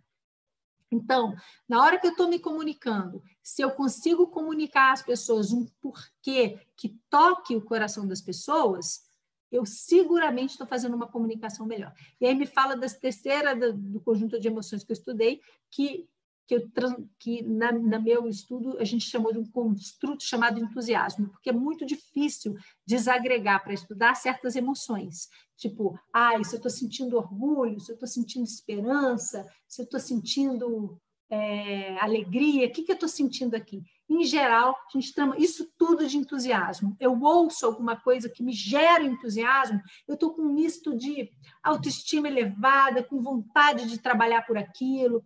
E isso, quando eu quero gerar isso no meu discurso, é muito interessante eu trazer para a pessoa o porquê. Então, vamos voltar lá para o nosso exemplo da universidade, para a gente ver. Vamos supor que o Fernando fosse o autor do projeto. Quando ele começa e ele fala, eu fiz esse projeto porque eu acredito que o Brasil pode ser um país mais justo nas universidades, porque a universidade pode ser melhor com o recurso de quem pode pagar, e porque as pessoas que não podem pagar vão ter mais acesso por causa disso, ele diz o porquê, isso automaticamente empatiza com todo mundo que acredita no mesmo porquê. E aí, porque a pessoa concorda com o porquê, ela vai começar a não necessariamente, mas ela tende uma tendência muito maior dela comprar o seu como e principalmente ela comprar o seu o quê. Ou seja, quando eu troco o meu porquê, lá pelas tantas o cara está apoiando o meu o quê. Veja que no final dessas, por exemplo, a gente teve eleições, as últimas eleições presidenciais muito polarizadas, e se você via no final, quando você conversava com as pessoas nas ruas, por que elas votavam no então candidato Bolsonaro, ou por que elas votavam no candidato anti-Bolsonaro, naquele momento do segundo turno, você entende que as pessoas muitas das pessoas não estavam sequer confortáveis com quem elas estavam votando, no voto. Elas não estavam nem tão confortáveis com o que elas estavam fazendo. Muita gente nem gostava tanto do Bolsonaro assim, e nem gostava tanto do Haddad assim. As pessoas só estavam no porquê muito forte. Eu vou votar no Bolsonaro porque a corrupção, a velha política, e esses conceitos faziam com que a pessoa concordava com o conceito, ela votava naquele o que não necessariamente estava interiorizado. E a antítese também. A pessoa nem queria votar no PT ou no Haddad, mas porque ela entendia aquele presidente como uma ameaça a certas conquistas sociais, ela falava, não, ok, é o que temos para hoje, eu prefiro, eu concordo com o porquê eu estou fazendo isso, eu justifico o meu quê. Não sei se eu estou trazendo os melhores exemplos aqui, nem sempre a gente está muito inspirado, mas eu acho que é importante saber isso na hora que a gente for construir, especialmente nesse momento em que eu estou construindo a minha persona a partir de um embate, né? Se eu estou colocando isso... Eu respondi sobre o caso do Carrefour? Respondeu, e a Ariadne que falou que queria fazer um comentário ainda em cima disso. Oi. Abre, quem quer fazer um comentário aí? Vamos abrir. Sai daqui para eu ver você. Espera aí, deixa eu dar um S, deixa eu ver aqui como nós estamos com tempo, porque as aulas são ambiciosas, meninas. Não é isso que eu queria fazer, não, eu queria fazer isso aqui. Stop share. Oi.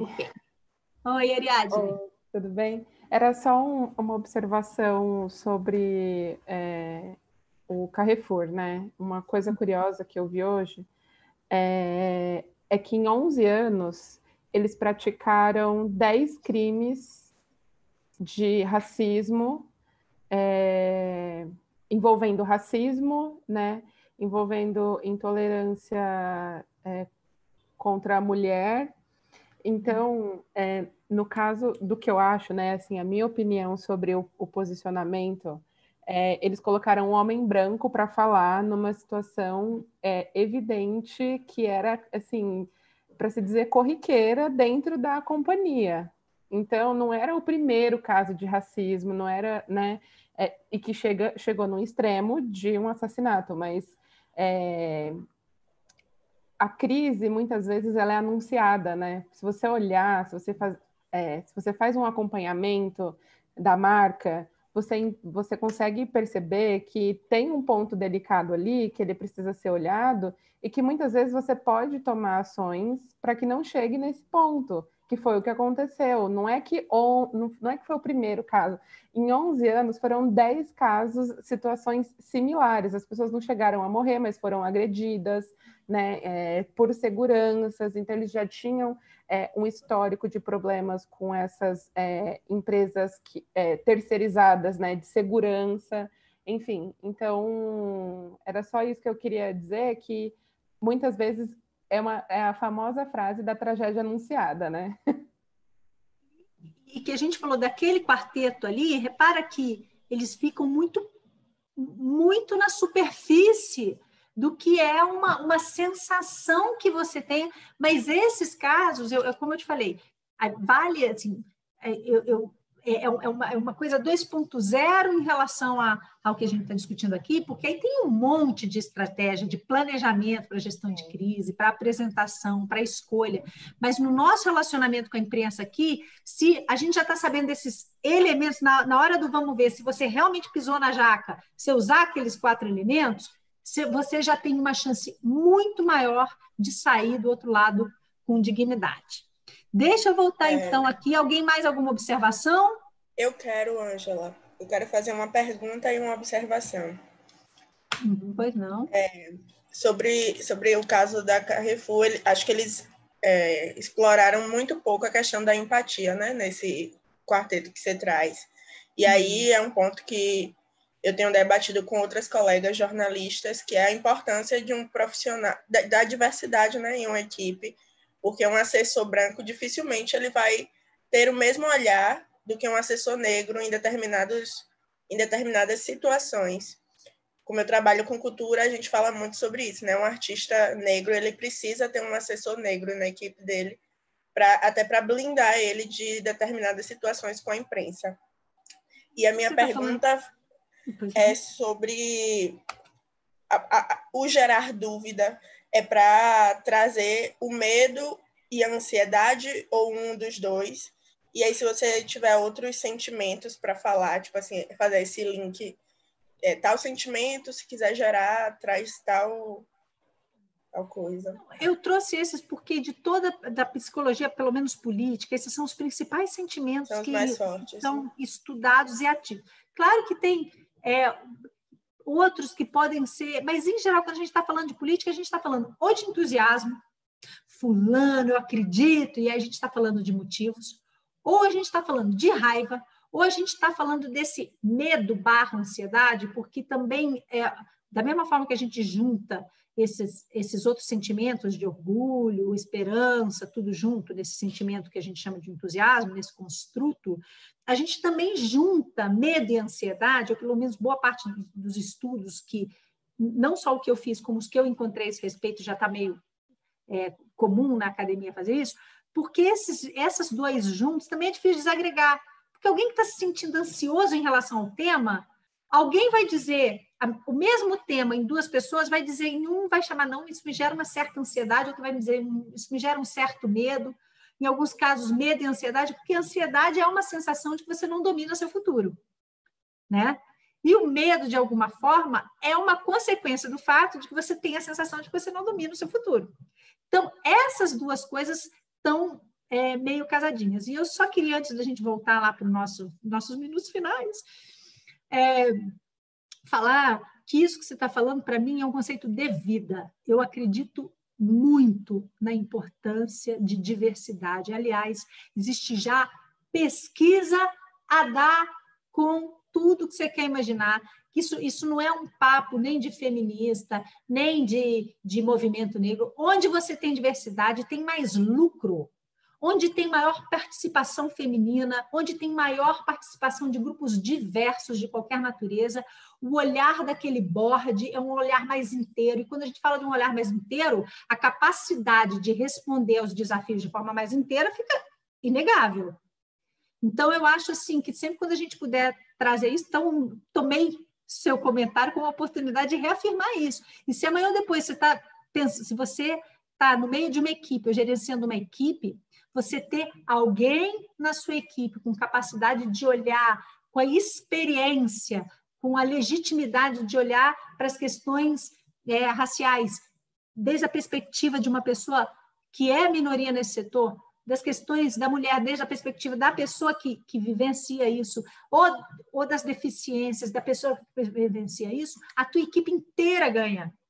Porque por mais que nós empatizemos com o outro, a diferença da percepção, da sofisticação da percepção daquela pessoa que está vivendo, vai trazer isso para a sua equipe, isso não tem a menor dúvida. E aí, na hora de falar com a imprensa, isso reflete a sua realidade. Se você trouxe isso para a sua realidade, aquilo que a gente falou, quanto mais próximo da verdade, mais é o que você realmente é capaz de falar com convicção. Né? A gente percebe a verdade quando a gente fala. Vou voltar aqui, gente, porque ainda tem uns bem pedaços de coisa para falar e nós já estamos na nossa última meia hora. Voltando, então, para erros evitáveis. Quero voltar para aquela prática do dia a dia, daquela hora que você fez tudo certinho, você pensou na frase feita, você fez tudo certo, aí você fez essa bobagem, deu ruim. Não ser pontual. Para a imprensa, especialmente para a rádio e televisão, atrasar 5 minutinhos não é atrasar 5 minutinhos, é muitas vezes inviabilizar a sua participação no programa. Eu passei anos da minha vida entrevistando para um programa que tinha 10 minutos. Então, eu não aguentava quando comecei a namorar meu marido, que ele falava assim, daqui 10 minutinhos a gente está aí. Eu olhava para ele e falava, a gente não está daí 10 minutinhos, nós não saímos de carro ainda, é impossível. Mas ele falava, Ângela, no jargão todo mundo fala assim. E aquilo era sempre um estresse, porque eu falei, eu ganho a vida fazendo um programa de 10 minutinhos, então 1 minutinho. Quando você está na televisão, o cara termina, você está gravando, e o cara fala assim, no seu ponto, fala, falta 5 minutos. Faltam 3 minutos, faltam 2 minutos, falta 30 segundos, 10 segundos, fechou. Você acha que a pessoa que está lidando com esse tempo, você não atrasa 5 minutinhos, você precisa estar lá antes. Então, pontualidade para lidar com a imprensa é fundamental. Se o cara atrasar, você vai perdoar. Porque, muitas vezes, imprevistos acontecem. Mas se você puder, especialmente se você estiver na condição de estar se projetando, não é hora de não ser pontual. Frases longas demais. É muito mais fácil se perder assim. Muitas vezes, quando o estagiário caía da minha mão na televisão, eu sempre falava, gente, conceito, ponto. Informação, ponto. Informação, ponto. Então, eu saí ontem porque eu fui na casa da minha irmã e quando eu voltei, encontrei as coisas diferentes de como estavam antes e a razão pela qual eu agora estou me sentindo um pouco inseguro eu saí ontem. Fui à casa da minha irmã. Quando eu voltei, estava tudo diferente. Fiquei inseguro. São 4 frases aí. Então, por mais que no português, e aí eu não estou dizendo que não é bonito, caibam essas frases enormes, se você se acostumar a falar frases mais curtas, mais diretas, mais indiretas, a chance de você se perder dando entrevista é muito menor. Você quer dizer aquelas coisas, você vai lá do jeito reto. Não olhar para o entrevistador quando ele fala. É um outro erro. Gente, e isso já aconteceu tantas vezes comigo, especialmente assim, às vezes um entrevistado mais velha guarda, ele em algum momento na vida dele, ele aprendeu que ele tinha que olhar para a câmera. Aí, só que é um programa de televisão, não é o cara só com o microfone. Então, você está lá falando com ele, você pensa, olha, nesse minuto nós vamos falar com fulano de tal, não sei o que, você está olhando para ele, está assim, ó. O que o senhor acha de não sei o que? Ele está assim, ó. Você está falando aqui com ele, ele está assim, ó. Fica muito esquisito. A pessoa falou com você, você olha para ela. Se você observar... Vocês estão rindo, né? Se você observar no próprio... Assim, você percebe o noticiário, depois que eles abrem a câmera, e estão os 2 jornalistas falando. Quando um jornalista... Claro que os 2 estão olhando para você, boa noite, porque os 2 estão dando boa noite, não está dando em nome do outro. Mas quando um começa a falar alguma coisa, ele fala, olha para o outro, olha de novo para você. Quando o outro está falando, o jornalista ali do lado, embora ele também esteja lendo no mesmo teleprompter que está ali na frente, ele olha para o outro, ele olha de volta, porque isto é assim que se faz a comunicação. Né? Então, a gente é um errinho assim, bobo, fácil de consertar para caramba, mas que às vezes dá aquela... enviesado, gera aquele ruído na sua entrevista. Outra coisa muito comum, que eu esqueci de falar no outro dia, é importante, naquela coisa comum. Quando você está entrando ao vivo com o repórter, lembra do sanduíche? Gente, eu adoro sanduíche. Ele está ali com um ponto. Seja porque ele está na rua dando a entrevista, seja porque ele está dentro de um programa de televisão no estúdio. E aí no estúdio isso vale tanto para ao vivo quanto para gravado. Ele está ouvindo outra coisa aqui, ó. Então ele te fez uma pergunta, o repórter fez uma pergunta, então tá, fulano, tararara. Quando ele terminou de fazer a pergunta e você está falando, é uma hora que, às vezes, o diretor do programa está falando no ponto do seu jornalista assim, fulano, sua camisa saiu do lugar, ajeita. Aí ele, quê? Ele não está mais falando com você. Ele está aproveitando a hora que a câmera está fechada no outro para resolver questões importantes ali. E isso eu já vi muita gente sair da entrevista por causa disso. Então, na hora, você vai ter o foco. Quando ele te fez uma pergunta, você olhou para ele. Quando você começou a falar, eu quero que você lembre daquela pessoa com quem você gosta de conversar. E é para essa pessoa que você vai se dirigir. Mesmo que você já não está olhando para aquele cara, essa é uma manha. Uma vez uma estagiária me falou assim, eu comecei a fazer reportagem, quando me mandaram para a rua, eu cheguei lá e falava assim, meu Deus, eu não sei qual que é a notícia aqui. Porque uma coisa é quando a notícia é óbvia, você foi para tal lugar para cobrir aquilo, outra coisa é você chegou no meio do evento, qual é exatamente a notícia? Você está no meio da CPI? Do que aquilo ali é notícia? E aí eu sempre tive uma malandragem que serve para a gente achar nossas frases sínteses e nossos pontos também eu falava assim para ela, imagina você chegou em casa, você sentou na cozinha da tua mãe ofereceu um café para você e falou, e aí, filho, como é que foi o dia? Aí você fala, mãe, você acredita que eu estava numa entrevista, eu estava no CPI e a frase seguinte, possivelmente a sua frase síntese, e o cara chegou lá, negou tudo que ele tinha dito ontem. Pronto, essa é a sua notícia. Você vai acreditar.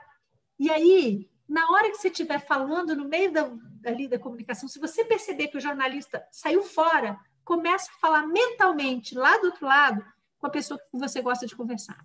Você vai tender a ser natural, você vai tender a ser claro, você vai partir naturalmente para a sua conversa mais coloquial, né? E, vamos ver aqui. O último erro que eu queria colocar aqui é esse é um erro crasso, você tentar parar uma entrevista enquanto... Se você estiver ao vivo, então, me faça um favor, não tente parar a entrevista, falando se a entrevista acabou, o que é isso, não dá o pedido ali na frente da câmera, muito menos depois sai por aí dizendo que fez meu curso.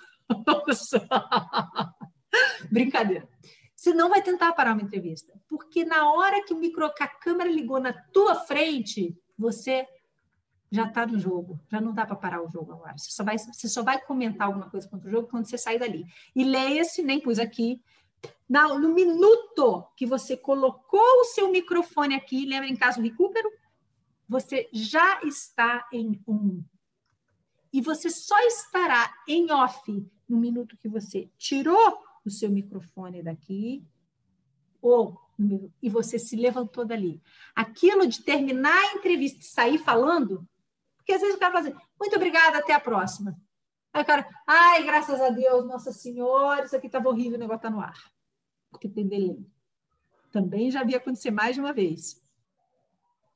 Teve uma vez que um senador veio me dar uma entrevista, ele falou, eu vou fazer assim. Eu falei, mas, desculpa, eu vou lhe perguntar, não está claro o que o senhor vai fazer, mas afinal vai ser assim ou vai ser assado? Isso vai ser um projeto ou vai ser uma coisa? Não tô... Aí ele falou, boa ideia, vou anunciar como um projeto assim assado. Não foi ideia minha, não. Ele falou, boa ideia, mas foi uma boa ideia que ele teve ali na hora, porque eu perguntei, não, o senhor vai fazer assim assado. Começamos a entrevista, terminei a entrevista, e nessa época a gente fazia entrevista ao vivo para a TV Senado, e a gente mantinha aquela gravação ao vivo pelo Facebook.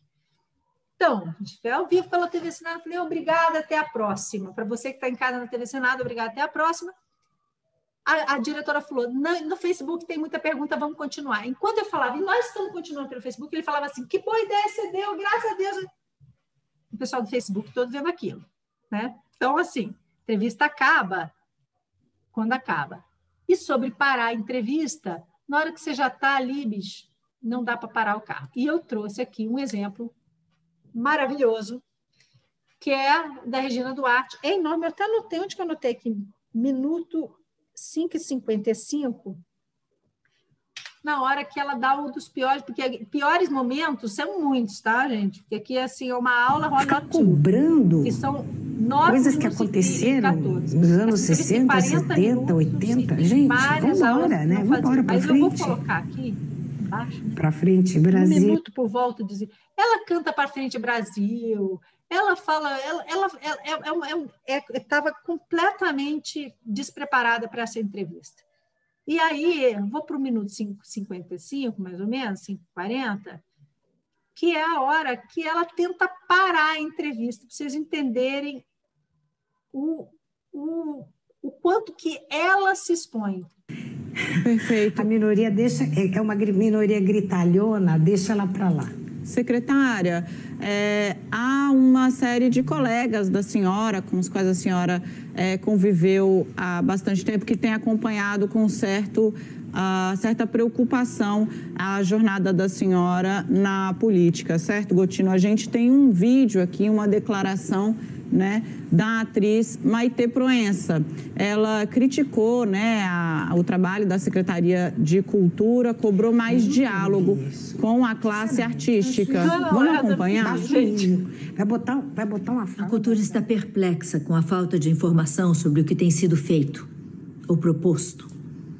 É inexplicável o silêncio sobre uma política para o setor. Gente, olha que nós estamos sobrevivendo de vaquinhas, da frase, nesse túnel comprido e sem futuro à vista para a arte, que afinal se faz juntando gente. Mas até quando isso vai poder se sustentar? São muito poucos os que têm reservas financeiras para milhares que estão à míngua. Enquanto isso, morrem os nossos gigantes, Rubem, Moraes, Aldir, Flávio.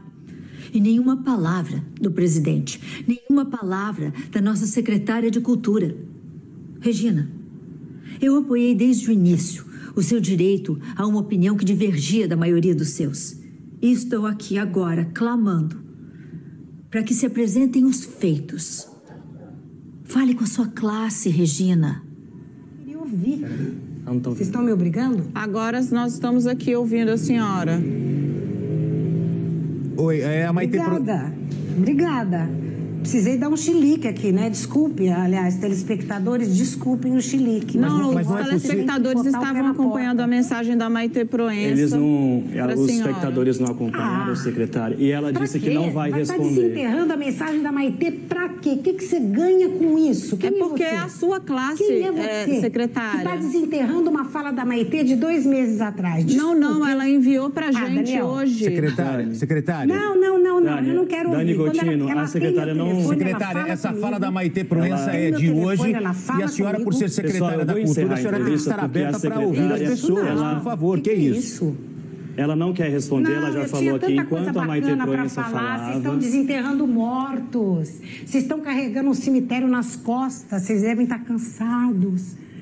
Fiquem leves. Secretária, o país perdeu 615 pessoas por Covid-19, dentre eles alguns artistas. Daniel, só um minutinho. Só para eu explicar aqui, secretária, o vídeo enviado pela Maitê Proença foi hoje. Só para deixar claro, nós não estamos desenterrando mortos. Neste momento, nós estamos enterrando uma série de brasileiros, dentre eles alguns dos seus colegas. Daniel Adjuto, pode ficar à vontade para encerrar a entrevista. Não foi combinado nada disso? A gente vai encerrar a entrevista, então, secretário, eu agradeço a entrevista com a senhora. Obrigado por nos atender. Eu achei que era uma entrevista com você, Daniel. Começa a entrar pessoas a desenterrar mortos. Bom, eu acho, olha... Gente, tá certo, Dani Gotino, a gente encerra por aqui. Maitê, olha, peço desculpas a você, porque é o seguinte, só um detalhe, Maitê Proença não está morta. Maitê Proença enviou este vídeo. Gente, eu nem continuo isso, porque isso aqui, né, é uma aula para a gente sobre um monte de erro, independente de você concordar ou discordar da política do governo. É uma entrevista completamente despreparada. As frases completamente... Ela tirar o fone e ficar assim pendurando entendeu? E na hora ela cobrar do jornalista, eu combinei com você, isso não foi combinado. Então, vamos só para a gente ter claro. Na hora que você sentou ali, se você não combinou o suficiente, ou se o jornalista veio com outra coisa, qualquer coisa que você falar e depois disso, ali é em on, ali é a tua imagem que está na jogada, né, gente? Então, continuando aqui, que eu estou um pouquinho preocupada com a hora, muito, na verdade, o que não se diz em televisão, não ao menos sem imunidade parlamentar. Pelo amor de Deus, piada machista, sexista e racista, sabe? Comentário tem que treinar. E se você tem aquele hábito de falar isso, entendeu? Treina. É a hora de você treinar, tá? Isso aí não tem jeito. Acusação sem prova, a não ser que você tenha imunidade parlamentar, você também está sujeito às dores, né, da imprensa e da justiça, aliás. Gravei, gaguejei, tropecei. E aí, aí está o programa da Regina Duarte, ex-secretária de Cultura, tem a opção pré-gravada, tem o programa, que, embora ele seja pré-gravado, ele é inteiro, e tem ao vivo. Ao vivo você errou, você pede desculpa e segue. A gente viu lá o caso vez passada, você gaguejou, você se desculpa e segue o baile.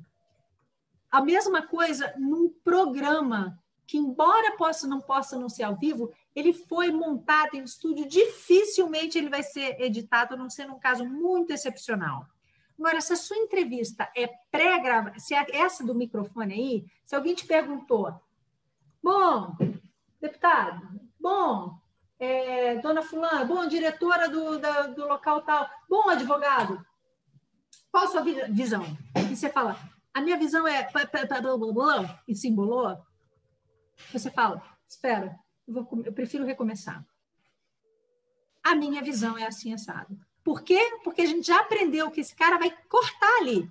Então, é muito mais fácil, se for logo no início, você retomar aquela frase do início, do que você obrigar o cara a fazer uma edição perfeita para tirar aquilo ali. Ou ele vai deixar aquela gaguejada, entendeu? Então, por exemplo, mesmo que eu já falei muito, eu tenha falado muito, estou aqui falando, e lá pelas tantas eu falei assim. E é por isso que eu ando um pouco... desculpa. É por isso que eu ando um pouco indignada. Você dá uma respiradinha, porque fica mais fácil dar o cut. Você fala, 1 minuto. E é por isso que eu dou uma... Você volta ali e o cara cola. Se você voltar ali, o cara consegue colar para você, porque é interesse dele e seu também. Aquele ruído não acontece nem na comunicação dele, nem na tua. Tá? 2 últimas regras de ouro. Raulinha chegando ao fim. Combina as regras antes. Não tem nenhum problema em combinar as regras antes com o jornalista. Ele também gosta, é bom para ele. Você tem na dúvida, pergunta, vem cá, no seu programa a gente fala bom dia? Fala assim, eu posso mostrar alguma coisa aqui? Olha, eu trouxe aqui o meu livro que eu estou lançando. Você pode mostrar? Se isso tudo é combinado antes, qual é a minha câmera? Tem um monte de câmera. Para onde eu falo? Tem algum lugar específico? Aí a pessoa fala, diretor, sua câmera é essa. Advogado, sua câmera é essa. Você sabe para onde. Pergunta antes e não inventa. Uma vez também, há muitos anos, estava chegando aqui em Brasília, estou fazendo um programa no noticiário do meio-dia, repórter, o apresentador me chama, eu entro ao vivo, ele fala assim, você vai gravar 3, 4 entradas no programa. Primeiro com fulano, depois não sei o quê, e por último com a ciclano de tal. Ciclano de tal era uma designer de joias. Ele falou, vamos ver a hora, não sei o que, agora a gente conversa com a fulano de tal, como sempre naquela filosofia que a gente não tem tempo para nada. Eu tinha voltado de uma matéria, entrado, falado com o chefe de um sindicato que estava entrando em greve. Quando terminou, meu chefe falou, a fulana está aí? Eu falei, que fulana? Você vai entrar de novo com a fulana. Eu falei, que fulana? Tinha uma mulher me cutucando assim, ó. Eu olhei e falei, essa é. Você vai entrar em 30 segundos. Eu olhei para ela e falei assim, ela falou, eu faço joia, minha joia é inspirada na minha coleção, inspirada em Brasília. Ok. Começamos no meio da rua. Essa mulher falou, então é por isso que eu trouxe as minhas joias. E a mulher começou a abrir um negócio assim, e o cinegrafista não tinha onde montar. Quer dizer, se você trouxe joia, primeira coisa que você fala, se você trouxe um produto, Combina antes. Olha, posso te mostrar esse produto? Olha, eu trouxe uma carta aqui. Olha, a gente trouxe uma declaração aqui do meu sindicato, que são essas 5 coisas assinadas por todos os documentos. Eu tenho intenção de mostrar, assim, esse documento. Pode ser? Para qual câmera eu mostro? O cara fala, você está falando nessa, mas você mostra para essa, assim, ó, porque enquanto você está falando, a outra câmera mostra isso. Então, esse tipo de combinar de regra pode valer ouro e faz uma diferença enorme no resultado do seu trabalho. Última. O tempo está chegando ao fim, como sempre. Treino é treino, jogo é jogo. Frase boa, você falou combinando com o cara, você explicou tudo, já vi acontecer muito mais de uma vez comigo. Entrevistado entra, enquanto você está falando no microfone, fala, e aí, o que é isso aqui? O cara solta aquelas frases fenomenais. Mas ele não se dá conta que ele soltou aquelas frases fenomenais antes da gravação. Então, ele fica achando que ele já falou. Lembra, se você tem seus conceitos, suas frases, se você conversou com o repórter antes, você até treinou, aquilo era treino. Rodou a vinheta, começou o programa, aí é jogo. Ali é a hora de você falar sua frase fundamental. Ali é a hora de você vender seu conceito. Tudo que você falou antes ali serviu só de treino. Dito isto, estou terminando, porque a gente tem 10 minutinhos finais. E aí, vou abrir rapidamente para pergunta, para comentários e para avaliação. Eu usei quase todo o nosso tempo, peço seu desculpa, mas eu queria dar muita coisa, mesmo para um módulo básico. E lembrando, se vocês quiserem, eu deixei o link aí da pesquisa, não deixei? Vou deixar aqui no final de novo. O que eu fiz aqui é o meu Google Forms. Eu fiz um formulário na internet para, se vocês quiserem preencher, me contar um pouco sobre a turma, se vocês trabalham com comunicação com não, se você achou que te serviu, para que te serviu, se você quiser me contar, vou ler, vai enriquecer muito o meu trabalho. Alguma última pergunta ou informação que vocês queiram compartilhar? Alguém quer falar? Estou vendo aqui, olha, Fabíola, Ângela, sensacional, adorei, muito obrigada, também adorei, muito legal, adorei, obrigada, fiz um media training mais completo que já fiz. Puxa, muito bom, muito obrigada. Muito aprendizado. Nossa, estou só honrada, muitos comentários. Excelente curso, agregou muito conhecimento. Puxa, fico super feliz e honrada. Queria ter a oportunidade de fazer uma coisa maior com vocês, para ouvir vocês, para aprender com essa experiência também. Queria agradecer aqui o pessoal do IDP por esse convite. Foi muito bacana estar aqui com vocês, no intensivão, numa sexta-feira à noite, às 9h, ter esse quórum todo conversando aqui com a gente, os 43 alunos. Gente, muito obrigada. Alguém? Algum comentário em on? Frase síntese agora. Frase síntese, galera. Boa noite. Cadê? Não estou vendo, meu Deus, quem está falando. Alguém? Boa noite, Ângela. Boa noite. Gente, essa é minha tia Silene. Tá pensando o quê? Tia, não basta ser tia, tem que participar. Alguém? Foi ótimo. Alguém? Marcela abriu o áudio, deixa eu ver. Ângela, cuidando aqui da pauta, na verdade, nem vi quem foi que pediu, mas está pedindo para você falar um pouco mais de você mesmo, se tem outros cursos seus na plataforma, falar um pouco do... Então... Vender teu peixe, agora é a hora. Boa! Ângela, em frase síntese. Gente, essa é a primeira vez que eu dou um curso online. Eu já trabalhei com alguma coisa de media training, sempre presencial, sempre para pós-graduação. Nunca... E aí, quando o projeto de IDP, quando eles me chamaram, eu fiquei encantada, assim, achei que era um projeto novo, uma universidade séria, fazendo uma coisa séria e inovadora, e um desafio grande de ser esses cursos e, ao mesmo tempo, ao vivo, porque eu acho que faz muita diferença estar presencialmente com cada um de vocês, ver as caras, conversar, trocar, e me empolguei, vou preparar outras coisas. Eu sou jornalista, sou tradutora, hoje em dia traduzo, e se vocês derem um Google, vocês vão ver o tanto que eu sou uma pessoa ansiosa, entendeu? Sou compositora, escrevi um livro, então a pessoa não para por aqui, mas tendo o curso, como eu deixei nesse Google Forms, agora vocês são minha turma querida, minha primeira turma online desse curso, sem dúvida, tudo que tiver, eu aviso, Isabelle, mas o bom do curso online é você pode dar esse curso para a gente de todo o Brasil, sem dúvida. E esse foi uma delícia perceber essa experiência, os sotaques, as experiências, o grande e o pequeno. Eu comecei em TV pequena, é muito diferente fazer televisão no interior e fazer na capital. É outra dinâmica. Então, às vezes o cara vem com aquele curso assim, olha, deixa eu te explicar São Paulo, e você fala, bicho, não funciona em Juiz de Fora. Você vai implementar, não desculpa, tentei, mas aqui não deu. A recíproca também é verdadeira, né? Enfim, o que mais que eu posso responder para vocês, além de ouvir vocês e agradecer essa companhia, assim, essa participação. Deu para aprender? Estão mais seguros para falar? Se tiver que falar online, sentiu firmeza? Sim, eu ia falar isso agora, que para mim ajudou bastante, assim, ter um pouco mais de coragem, assim, de falar que, assim, por aulas, assim, fechadas, eu até tinha coragem de me expor, presencialmente também não tinha problema nenhum, subir lá no teatro e falar, também fiz um tempo de teatro, mas online, principalmente, assim, postar um vídeo no YouTube, eu sempre tive muita vergonha, sabe, gravar uma coisa, assim, e postar, assim, aberto, sem saber quem tá vendo, e aí foi legal porque me ajudou a como pensar a estratégia de falar, para não me embolar, porque às vezes eu me embolava e não percebia. Eu enrolava muito, até na outra frase também que eu falei no primeiro dia, eu percebi que eu me enrolei muito mais para falar. Agora eu tô conseguindo ser bem mais direto. Isso facilita bastante as pessoas entenderem o que a gente fala e até na comunicação do dia a dia. Então eu gostei bastante, agradeço bastante a oportunidade e realmente achei você uma professora muito boa. E quero ter acesso aos conteúdos depois para poder entender melhor alguns aspectos, porque como eu não sou dessa área, então tem muita coisa que eu não conheço, eu tô vendo pela primeira vez.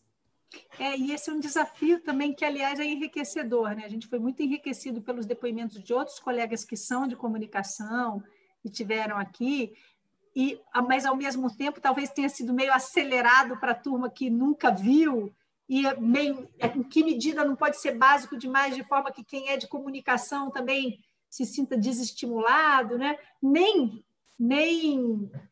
técnico demais para... Camila Martins, usamos a mesma técnica da rádio em podcast? Sem dúvida. O podcast, em geral, é um programa de rádio editado para tornar mais interessante. Mas para você falar para qualquer vez, for falar para a rádio, pega aquelas suas observações. As poucas vezes, eu fiz alguma coisa para a rádio, mas quando eu tive que dar entrevista para a rádio, gente, é muito diferente da entrevista de ser entrevistado.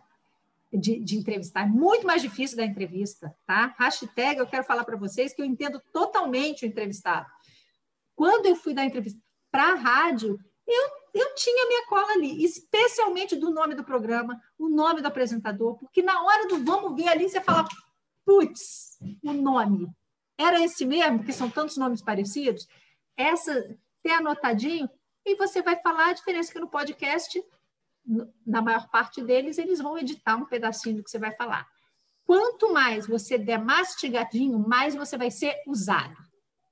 Quanto mais você entregar notícia, mais o cara vai usar. Jornalista, lembra, voltando só para aquela primeira aula, ele tem pressa, ele não sabe muito e ele não trabalha sozinho. Se você trabalhar com essas 3 coisas em mente, você vai entender que o cara tem 10 coisas para fazer. Ele tem o Fernando, que falou todo embolado, 2 horas, não sei onde está. Mas ele foi lá, o Felipe, e mandou é isso, por causa daquilo, naquele lugar, por aquela pessoa, e a grande notícia é essa. O cara vai direto lá nele, clof, põe ele para dentro do negócio. Ou, se você deu uma frase que ilustrou o que o cara quer dizer, olha, meu amigo, vou te falar, né? Como diz o outro lá, assim, nossa, tem ministro distribuindo senha para soltar corrupto? Não tem outra frase que vai para o Jornal Nacional, porque essa é uma imagem, um conceito vendido assim, entendeu? Se você conseguir sempre oferecer isso, a sua tendência de ir se projetando, e lembrando que isso é uma bola de neve. Você vai observar que tem políticos de oposição que quanto mais eles foram falando bem, mais eles vão aparecendo toda noite ali no noticiário. Quanto mais eles vão aparecendo, mais eles vão sendo conhecidos. E quanto mais eles vão sendo conhecidos, mais eles vão sendo procurados. E como o cara entrega, como o cara troca, como o cara alimenta o gato, galera, ele vai crescendo. Em síntese, That's it. Estou aqui nos nossos... Você vê que eu sou perfeccionista com o tempo, né, gente? Faltando esses 2 minutos, eu só agradeço muito, viu? Alguém mais uma última observaçãozinha, frase síntese? Que dá uma tentação.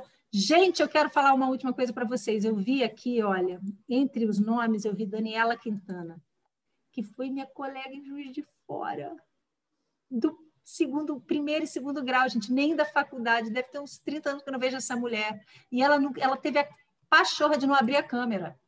Olha, continuo não vendo, ela virou assim um ser humano misterioso. Mas, Dani, e todos os outros que eu já encontrei nessa vida, todos os amigos, e a tia Silene, quem eu conheço e veio para o curso, muito obrigada. Quem eu não conheço e passei a conhecer, muito obrigada. Qualquer dúvida, a gente vai se falando. Por favor, coloca o link da pesquisa de opinião de novo. Ô, Ângela, bola um curso de gerenciamento de crise. Você é muito boa, você é muito didática. Então, muito bola um curso de gerenciamento de crise que a galera vai estar em peso, com certeza. Vou falar e falo, vamos deixar essa mensagem para o IDP. Nada mais havendo a tratar, eu desejo a vocês um excelente final de semana, um ótimo fim de ano, ótimo Natal e que 2021 seja muito melhor do que 2020 para todos nós, tá bom? Obrigada. Um abraço, gente. Tchau. Até a próxima. Tchau. Tchau.